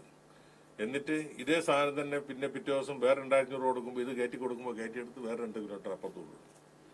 ഇത് നമ്മുടെ തോടുകൾ മുഴുവൻ ഈ മാലിന്യം ഇങ്ങനെ കിടക്കുക. ഇയാൾക്കിങ്ങനെ ഓരോ മണിക്കൂർ ഇടവിട്ട് 2500 രൂപ കിട്ടിക്കൊണ്ടിരിക്കും. ഇതേ സാധനം ഒരേ സാധനം എങ്ങനെ കിടന്ന് കറങ്ങുന്നത് ഞാൻ നോക്കിയിട്ട്. അപ്പോൾ ഒരുപാട് അശാസ്ത്രീയമായ വിധത്തിലുള്ള വേസ്റ്റ് മാനേജ്മെന്റ് സിസ്റ്റം നിലനിൽക്കുന്നത് ഒരു വലിയ പ്രതിസന്ധിയായിട്ട് നമ്മൾ നിൽക്കുകയാണ്. ഒരു കാലത്ത് ഇന്ത്യയിൽ ഏറ്റവും വൃത്തിയുള്ള സംസ്ഥാനമായി അവാർഡ് കിട്ടിയ സിറ്റി ആയിരുന്നു തിരുവനന്തപുരം 60കളിലെ അല്ലെങ്കിൽ 70കളുടെ ഒക്കെ ആരംഭത്തിൽ. പക്ഷെ ഇപ്പൊ എന്താ അവസ്ഥ? ആരെയാ കുറ്റം പറയാ? നമ്മൾ മറ്റുള്ളവരെ കുറ്റം പറയാൻ അത്ര എളുപ്പമാണോ? നമ്മളിലേക്ക് തന്നെ ഒരു കണ്ണാടി വെച്ച് നോക്കിയാൽ ഇതിന്റെ വികൃത മുഖം നമുക്ക് കാണാൻ കഴിയും. നമ്മളെവിടെയാ വേസ്റ്റ് കളയുന്നത്? ഒരു പ്ലാസ്റ്റിക് കൂടെ എടുക്കുക, വേസ്റ്റ് എടുക്കുക, നേരെ സ്കൂട്ടറിലോട്ട് ആഫീസിൽ പോകുന്ന വഴിക്ക് നല്ല സ്ഥലം നോക്കുക 2 സൈഡും. ഭാര്യ പുറകിലുണ്ടെങ്കിൽ ഭാര്യ സ്ഥലം നോക്കിക്കോളൂ. അല്ലേ ഭർത്താവ് സ്ഥലം നോക്കിയിട്ടോ ഭാര്യയുടെ ഇടയിലായിരിക്കും സാധനം കൂട്. ഭർത്താവ് ഇങ്ങനെ ഓടിച്ചു ആളില്ലാ സ്ഥലത്തുമ്പോ പറയും ഇട്ടോളാൻ പറയും ഭർത്താവ്. ഭാര്യ അപ്പോഴത്തേക്കും കിട്ടേക്കും സാധനം. കണ്ടിട്ടില്ലേ എത്രയോ? ഇപ്പൊ പിന്നെ നമ്മുടെ ഈ CCTV ക്യാമറകളൊക്കെ വന്നതുകൊണ്ട് കുറെയൊക്കെ പിടിക്കുന്നുണ്ട്. പക്ഷെ അവർക്കറിയാം എവിടെയാണ് ക്യാമറ ഇല്ലാത്തതെന്നുള്ളവർക്ക് നല്ല ബോധ്യമുണ്ട്. അപ്പൊ അങ്ങനെ ഒരു മലിനീകരണം ഒരു വലിയ പ്രശ്നമാണ്. മാലിന്യമില്ലാത്തൊരു മലയാള നാട് സൃഷ്ടിക്കുക എന്ന് പറഞ്ഞു കഴിഞ്ഞാൽ അതൊരു സ്വപ്നമായിട്ട് തന്നെ നമുക്ക് നമ്മുടെ അവശേഷിക്കണം. കേരള ക്ലീൻ മിഷൻ ആണ് അല്പം ഒരു പ്രതീക്ഷ നൽകുന്നത്. അവര് സംസ്ഥാന ഗവൺമെന്റ് കഴിഞ്ഞ 1ാം പിണറായി സർക്കാർ രൂപീകരിച്ച കേരള ക്ലീൻ മിഷൻ, അത് നമ്മുടെ തോടുകൾ, നമ്മുടെ നദികൾ, ഇവയൊക്കെ തന്നെ മാലിന്യ കൂമ്പാരം അടിഞ്ഞു കിടന്ന, നമ്മുടെ ഉപയോഗശൂന്യമായി കിടന്ന പല ചെറു കൈവഴികളൊക്കെ തന്നെ ഘട്ടം ഘട്ടമായി ജനങ്ങളുടെ ഒരു സഹായത്തോടു കൂടി, ജനകീയമായി തന്നെയുള്ള സംവിധാനത്തോടു കൂടി ആ വേസ്റ്റൊക്കെ തന്നെ മാറ്റി അതിനെയൊക്കെ നല്ല ഒഴുകുന്ന നദിയായി മാറ്റിയെടുക്കേണ്ട പരിശ്രമം നടക്കുന്നുണ്ട്. പക്ഷേ ഇത് അത്ര എളുപ്പമല്ല എന്ന് നമുക്കെല്ലാം മനസ്സിലായിട്ടുണ്ട്. സ്വകാര്യ കമ്പനികൾ തന്നെ, വേസ്റ്റ് മാനേജ്മെന്റ് ചില കമ്പനികൾ തന്നെ ഇപ്പോൾ അതിനുവേണ്ടി മാത്രമായി രൂപീകരിച്ച ചില കമ്പനികളൊക്കെ തന്നെയുണ്ട്. ഇതിന് നമുക്ക് ഈ എവിടെയാണോ ഏത് കമ്പനികളാണോ ഇത് ഉൽപ്പാദിപ്പിക്കുന്നത് അവർ തന്നെ ഇത് കളക്ഷൻ സെന്ററുകൾ വെച്ചുകൊണ്ട് തിരിച്ചെടുക്കുവാനുള്ളൊരു സംവിധാനം ഉണ്ടാക്കി പറ്റും. വിൽക്കുന്നത് പോലെ തന്നെ ഉപയോഗശൂന്യമായത് തിരിച്ചെടുക്കുവാൻ ഉള്ള കളക്ഷൻ സെന്ററുകൾ ഇത്തരം ഉൽപാദന കേന്ദ്രങ്ങൾ, ഉൽപാദന കമ്പനികൾ തന്നെ അതിന്റെ റെസ്പോൺസിബിലിറ്റി ഏറ്റെടുത്തേ പറ്റൂ. അല്ലാതെ ഇത് പരിഹരിക്കാനത്ര എളുപ്പമല്ല. ബാക്കി നാട്ടുകാരെവിടെ കൊണ്ട് കളയും? കമ്പ്യൂട്ടർ ആയാലും മറ്റ് സംവിധാനങ്ങളായാലും ഇതെല്ലാം ഇപ്പോൾ ഈ വേസ്റ്റ് എന്ന് പറയുന്നത് ഒരുപാട് മേഖലകളിലേക്ക് പടർന്ന് പന്തലിച്ചുകൊണ്ടിരിക്കുകയാണ്. ഉൽപാദകർ തന്നെ ഈ വേസ്റ്റ് കളക്ഷൻ സെന്ററുകൾ ആരംഭിച്ചുകൊണ്ട് അവരുടെ തന്നെ റെസ്പോൺസിബിലിറ്റി ആയിട്ട് ഇതിനെ മാറ്റിയെടുത്തെങ്കിൽ മാത്രമേ നമുക്ക് ഈ വേസ്റ്റ് ഉണ്ടാക്കുന്ന പ്രശ്നത്തിൽ, ഈ മാലിന്യങ്ങൾ ഉണ്ടാക്കുന്ന പ്രശ്നത്തിൽ നിന്ന് നമുക്കൊരു മോചനം നേടാൻ കഴിയുള്ളൂ എന്നുള്ളതാണ്. എല്ലാ രാജ്യങ്ങളും അഭിമുഖീകരിക്കുന്ന വലിയ പ്രശ്നമാണിത്. പക്ഷേ സമ്പന്ന രാഷ്ട്രങ്ങൾ പലപ്പോഴും ചെയ്യുന്നത് അവികസിത രാജ്യങ്ങളിലേക്ക് ഈ വേസ്റ്റ് മുഴുവൻ സംഭാവനയായി നൽകി അവര് ജനങ്ങളുടെ കയ്യടി നേടും, അവരുടെ വേസ്റ്റ് മറ്റു രാജ്യങ്ങളിലേക്ക് പോകും. അതിന്റെ തിരിച്ചറിവ് ഇപ്പോൾ പല രാജ്യങ്ങൾക്കും ഉണ്ടായിട്ടുണ്ട്. അതുകൊണ്ട് ഇപ്പോൾ അധികം നാൾ അങ്ങനെ ജനങ്ങളെ കളിപ്പിക്കാൻ കഴിയില്ല എന്നുള്ളൊരു ബോധ്യം വന്നിട്ടുണ്ട്. ഏതായാലും നമുക്കറിയാം, ഒരു മാലിന്യ പ്രശ്നം പാരിസ്ഥിതികമായ വലിയ ഗുരുതരമായ പ്രതിസന്ധി സൃഷ്ടിച്ചുകൊണ്ടിരിക്കുകയാണ്. ഇത് ആരംഭമേ ആയിട്ടുള്ളൂ. ഇനി നമുക്കറിയാമല്ലോ, ആർട്ടിഫിഷ്യൽ ഇന്റലിജൻസിന്റെ കാലഘട്ടമാണ്. ഈ വേസ്റ്റ് കൂടാൻ ഒരു ബുദ്ധിമുട്ടില്ലാത്തൊരു കാലഘട്ടമാണ്. എല്ലാ മേഖലകളിലും നിർമ്മിത ബുദ്ധിയുടെ, ആർട്ടിഫിഷ്യൽ ഇന്റലിജൻസിന്റെ സ്വാധീനം വളരെ ശക്തമായി കടന്നു വന്നിരിക്കുകയില്ലേ? ഡ്രൈവറില്ലാത്ത കാറ്, പാചകക്കാരിയില്ലാത്ത അടുക്കള, അങ്ങനെ എന്തെല്ലാം മേഖലകളിലാണ് ഇപ്പോൾ നമ്മുടെ ആർട്ടിഫിഷ്യൽ നിർമ്മിത ബുദ്ധിയുടെ സ്വാധീനം വളർന്നുകൊണ്ടിരിക്കുന്നത്. UAE ആണെങ്കിൽ, സൗദി അറേബ്യ ആണെങ്കിൽ റോബോട്ടിനെ, സോഫിയ എന്ന റോബോട്ടിനെ പൗരത്വം നൽകി അംഗീകരിച്ചു കഴിഞ്ഞല്ലോ. റോബോട്ടുകൾക്ക് പൗരത്വം, നമ്മളെപ്പോലുള്ള പൗരത്വം നൽകി അംഗീകരിച്ചു കഴിഞ്ഞിരിക്കുന്നു. അപ്പൊ അങ്ങനെ ഇനിയിപ്പോ ഈ വേസ്റ്റിന്റെ ഒരു വരവ് ഏതെല്ലാം മേഖലകളിലും, എല്ലാ മേഖലകളെയും സ്പർശിക്കാൻ പോകുന്ന വളരെ ഗൗരവതരമായ, ഗുരുതരമായ ഒരു പ്രശ്നമായി മാറാൻ പോകുമ്പോൾ അതിനെ അതിജീവിക്കുവാനുള്ള ഒരു പഠനം, ചർച്ച തീർച്ചയായിട്ടും നമ്മുടെ വി ഗ്രോ ഫോറസ്റ്റ് എന്ന പ്രസ്ഥാനം ആരംഭിച്ചത് വളരെ ശ്ലാഘനീയമാണ്. കാരണം ദീർഘവീക്ഷണത്തോടുകൂടി ഈ പ്രതിസന്ധി ഉണ്ടാക്കാൻ പോകുന്ന പ്രശ്നങ്ങളെ അവലോകനം ചെയ്തുകൊണ്ട്, മനസ്സിലാക്കിക്കൊണ്ട് എന്താണ് ഇതിനൊരു പ്രതിവിധി എന്ന് ജനങ്ങളെ ബോധവൽക്കരിക്കുവാനും, അത് നിർണായകമായ നിങ്ങളുടെ നിർദ്ദേശങ്ങൾ ബന്ധപ്പെട്ട അധികാരികൾക്ക്, അത് തദ്ദേശ സ്വയംഭരണ സ്ഥാപനങ്ങൾക്ക് നൽകാം, ഗവൺമെന്റിന് നൽകാം. വിലപ്പെട്ട നിർദ്ദേശങ്ങൾ നൽകിയാൽ അത് എങ്ങനെ നമുക്ക് പരിഹരിക്കാൻ കഴിയുമെന്നുള്ളത് ആലോചിച്ച് തീരുമാനം. ഗവൺമെന്റ് മാത്രം വിചാരിച്ചാൽ അതിന് പരിഹാരം ഉണ്ടാക്കാൻ കഴിയില്ല. കാരണം ഇപ്പോൾ പല പ്രദേശങ്ങളിലും നടക്കുന്ന സമരങ്ങളെല്ലാം തന്നെ വേസ്റ്റ് മാനേജ്മെന്റിനായി ഗവൺമെന്റ് ഏത് പദ്ധതി ആവിഷ്കരിച്ചാലും ഈ വേസ്റ്റ് പോലും ഇല്ല, സാധാ വേസ്റ്റ് പോലും ഇടാൻ ജനങ്ങൾ സമ്മതിക്കുന്നില്ല. വിളപ്പിൽശാലയിൽ നിങ്ങൾ കണ്ടില്ലേ? തിരുവനന്തപുരം നഗരം തിരുവനന്തപുരം നഗരത്തിന്റെ വേസ്റ്റ് വിളപ്പിൽശാലയിലേക്ക് മാറ്റാൻ നമ്മളൊരു 10-20 വർഷങ്ങൾക്ക് മുമ്പ്, 25 വർഷങ്ങൾക്ക് മുമ്പ് വലിയ ബൃഹത്തായ പദ്ധതി ഉണ്ടാക്കി. ആ എല്ലാ ഹൈക്കോടതി തീരുമാനിച്ചിട്ട് പോലും നടന്നില്ലല്ലോ. അവസാനം അവിടെ നിന്ന് പൂട്ടിക്കെട്ടി എല്ലാം സ്ഥാപിച്ചല്ലോ, പ്ലാന്റൊക്കെ സ്ഥാപിച്ചു, കോടിക്കണക്കിന് രൂപ മുടക്കി. അങ്ങനെ ആളുകൾക്ക് കാര്യമായ ബുദ്ധിമുട്ടുണ്ടാക്കാത്തൊരു പ്രദേശമായിരുന്നത്. നാട്ടുകാർ ഒറ്റക്കെട്ടായിട്ട് നിന്ന് തീർത്തു. അങ്ങനെ നഗരത്തിലെ മാലിന്യം മുഴുവൻ വിളപ്പിൽശാലയിൽ ഞങ്ങളുടെ വീട്ടിൽ കൊണ്ട്, ഞങ്ങളുടെ പഞ്ചായത്തിൽ കൊണ്ടിട്ടാൻ സമ്മതിക്കില്ല എന്ന് പറഞ്ഞു. ജീവൻ മരണ പോരാട്ടം നടത്തി. എല്ലാം അവസാനിപ്പിച്ച് കോടികൾ നഷ്ടപ്പെടുത്തിയിരിക്കുകയാണ്. എവിടെ കൊണ്ടിട്ട് ഗവൺമെന്റ് വിചാരിച്ചാൽ, നഗരസഭ വിചാരിച്ചാൽ, ജനങ്ങൾ സഹകരിച്ചില്ലെങ്കിൽ വേസ്റ്റ് എവിടെ കൊണ്ടിടുമെന്നുള്ളതിനെ കുറിച്ച് ആർക്കും ആരും സമ്മതിക്കുന്നില്ല. നമ്മളും സമ്മതിക്കില്ലല്ലോ. നമ്മുടെ വീട്ടിന്റെ അടുത്ത് കൊണ്ടിടാൻ, വീട്ടിന്റെ അടുത്ത് ഓപ്പൺ സ്പേസ് കിടക്കുകയാണെന്ന് വെച്ചോ, അവിടെ ഇടാമെന്ന് വിചാരിച്ചാൽ ആരും കൊണ്ട് നമ്മളായിരിക്കും ആദ്യം എതിർക്കുന്നത്. ഇപ്പം നമുക്കെല്ലാം ആഗ്രഹമുണ്ട് ഈ വേസ്റ്റ് ഇങ്ങനെ മാനേജ് ചെയ്യപ്പെടണം, അത് നിർമ്മാർജ്ജനം ചെയ്യപ്പെടണം. പക്ഷെ അത് എൻ്റെ പരിസരത്താകരുത് എന്ന് കേരളത്തിലെ മുഴുവൻ ജനങ്ങളും വിചാരിച്ചാൽ തമിഴ്നാട്ടിലേക്കോ കർണാടകത്തിലേക്കോ കൊണ്ടുപോകാനല്ല വേറെ മാർഗമുണ്ടോ? അവർ സമ്മതിക്കുമോ? അപ്പോൾ വലിയ പ്രതിസന്ധിയാണ് എല്ലാം. ഇപ്പം നദികൾ മാത്രമല്ല, സമുദ്രം പോലും ഇപ്പോൾ പിന്നെ വേസ്റ്റിന്റെ കൂമ്പാരമായി മാറിക്കൊണ്ടിരിക്കുകയല്ലേ, വലിയ പ്രശ്നമായിരിക്കുകയല്ലേ. സമുദ്രത്തിൽ സാധാരണ രീതിയിൽ അങ്ങനെ ഒരു പ്രതിഭാസം ഉണ്ടാകാത്തതാണ്. പക്ഷെ സമുദ്രത്തിന്റെ അടിത്തട്ടിലേക്ക് ഇപ്പോൾ വേസ്റ്റ് കൂമ്പാരങ്ങൾ അടിഞ്ഞുകൊണ്ടിരിക്കുന്നു. ഈ വേസ്റ്റ് പോലും പലരും സമുദ്രത്തിൽ നിക്ഷേപിക്കുന്ന കാഴ്ചയാണ് കാണാൻ കഴിയുന്നത്. സോ എൻവയോൺമെന്റൽ സസ്റ്റൈനബിലിറ്റിക്ക് ഒരു വലിയ വെല്ലുവിളിയായിട്ടാണ് നമ്മുടെ ഈ വേസ്റ്റ് ഇപ്പോൾ ഒരു ഭീകര രൂപം കൈക്കൊണ്ടിരിക്കുന്നത്.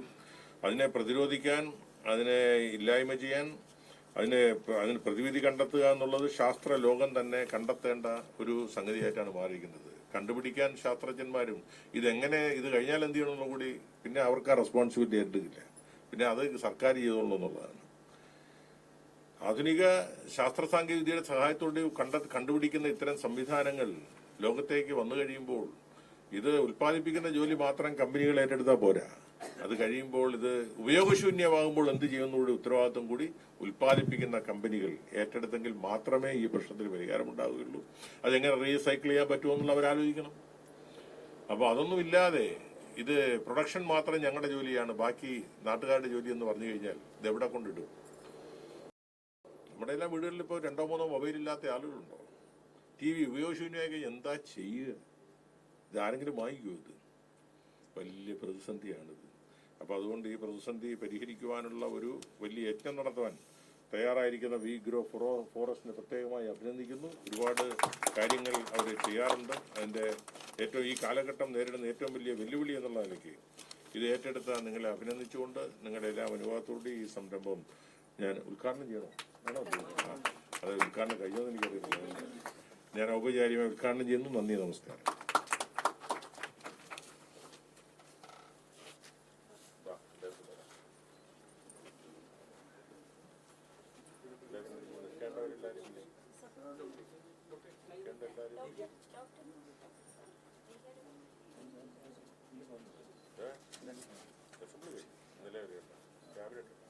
എല്ലാവരും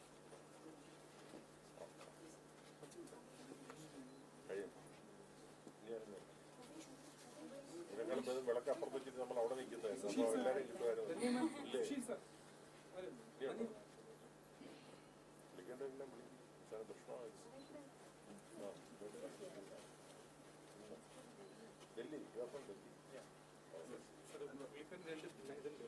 ഡൽഹി ഫാക്ടറി ഉണ്ട് ഹൈദരാബാദിലും ഈ വേസ്റ്റ് മാനേജ്മെന്റ് ഫാക്ടറി നമ്മുടെ കൊച്ചുവേളി ഇൻഡസ്ട്രിയൽ ഈ waste you are the problem there. So anyway, you are managing this, no? Yes.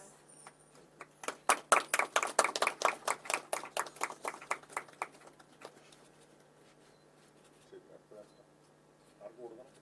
കൈമാറാൻ ഒരാളാണ്. ജമീലമ്മ. അതെ.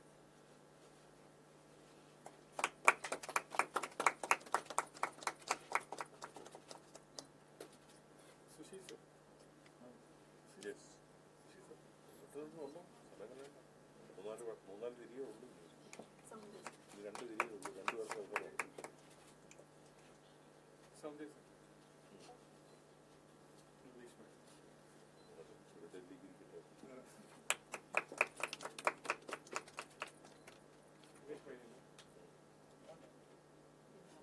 Both of you can do it together.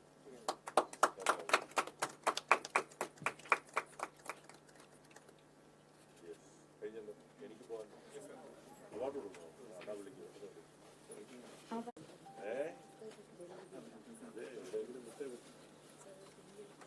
ഓ പെട്ടെന്ന് വിളിച്ചു.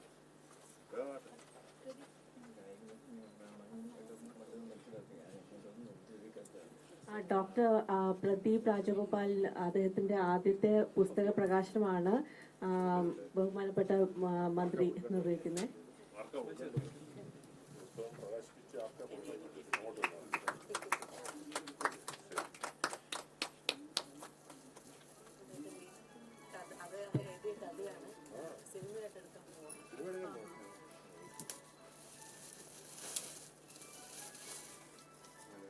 മലയാളി താൻ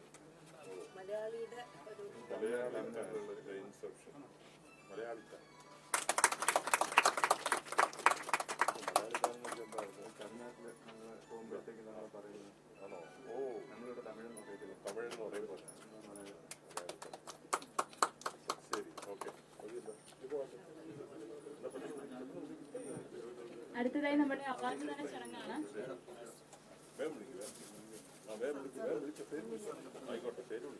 പേര് വിളിക്കുന്ന ഇതിൽ അവാർഡ് വന്ന് മേടിക്കണമെന്ന് അഭ്യർത്ഥിക്കുന്നു.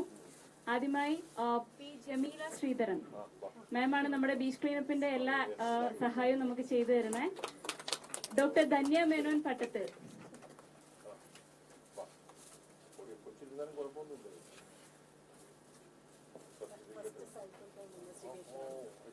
അടുത്തതായി ഡോക്ടർ ഉവേഷ് മാലിക്. ഉവേഷ് ആണ് നമ്മുടെ ഈ ഇവന്റിന്റെ ഒരു മെയിൻ സ്പോൺസർ കൂടി. ഉവേഷിനെ സ്വാഗതം ചെയ്യുന്നു. അടുത്തതായി Bijoy K S, Parthan Mohan, Shajahan Shaji,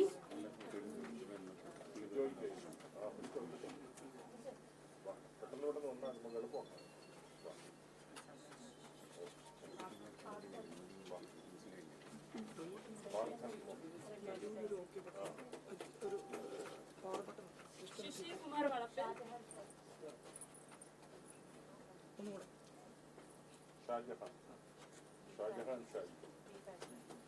Shishir Kumar Valappil, Padmanabhan Vaidyan Thankachan,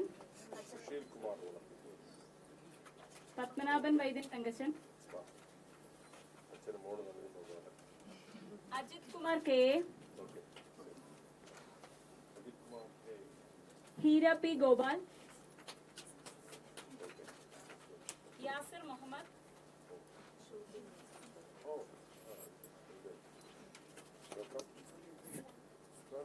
Sandeep George,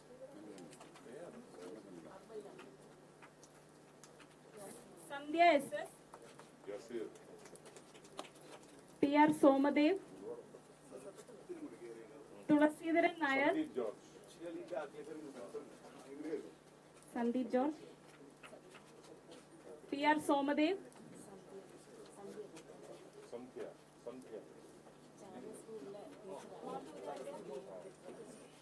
P R സോമദേവ്,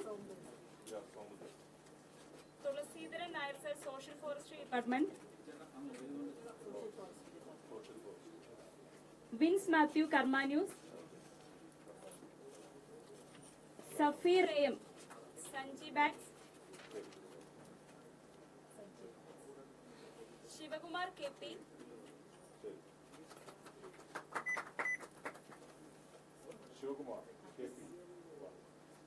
Jinesh N K, Jinesh N K, Jinesh N K നമ്മുടെ ഈ ടെറസിന്റെ GM ആണ്. ഈ ഓക്കെ, ജിനേഷ് ഉണ്ട്, ജിനേഷ് ഉണ്ട്. Ajikumar, Ajikumar, Ajikumar, Ajikumar, Brian Thomas, doctor Shino Joseph, beauty Gavania, charge mode, charge mode, Dennis Thomas,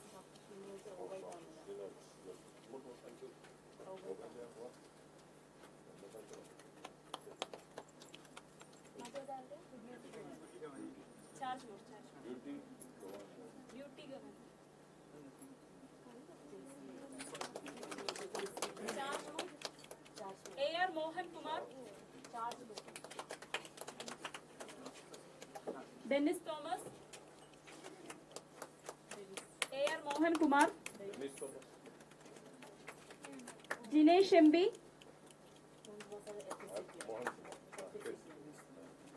miss Nandana,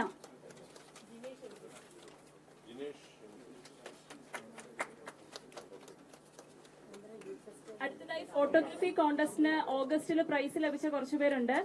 Benny Thuthiyoor, Prasad K N, Vinod, Dinesh Kumar,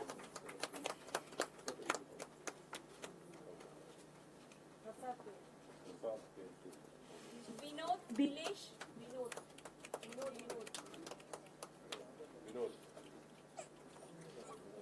doctor P A Ehiya, doctor Swapna C, Krishnan CN, Dr. Ansir Kalappurakal,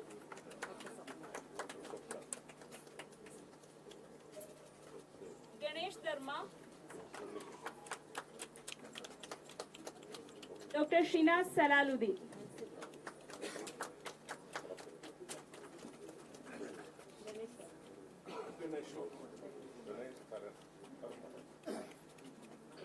Dr. Rajagopal Pradeep.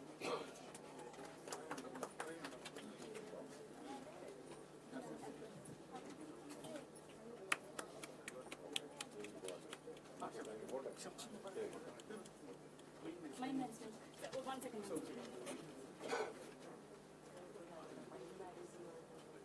Biophilic ക്ലിനിക്കിന്റെ mind മാരിസിന് ഒരു award കൂടെ ഉണ്ട്.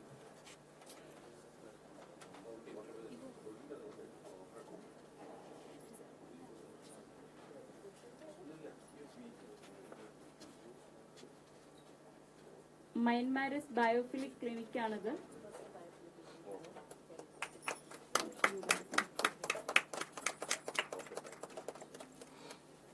Thank you so much, sir. Thank you.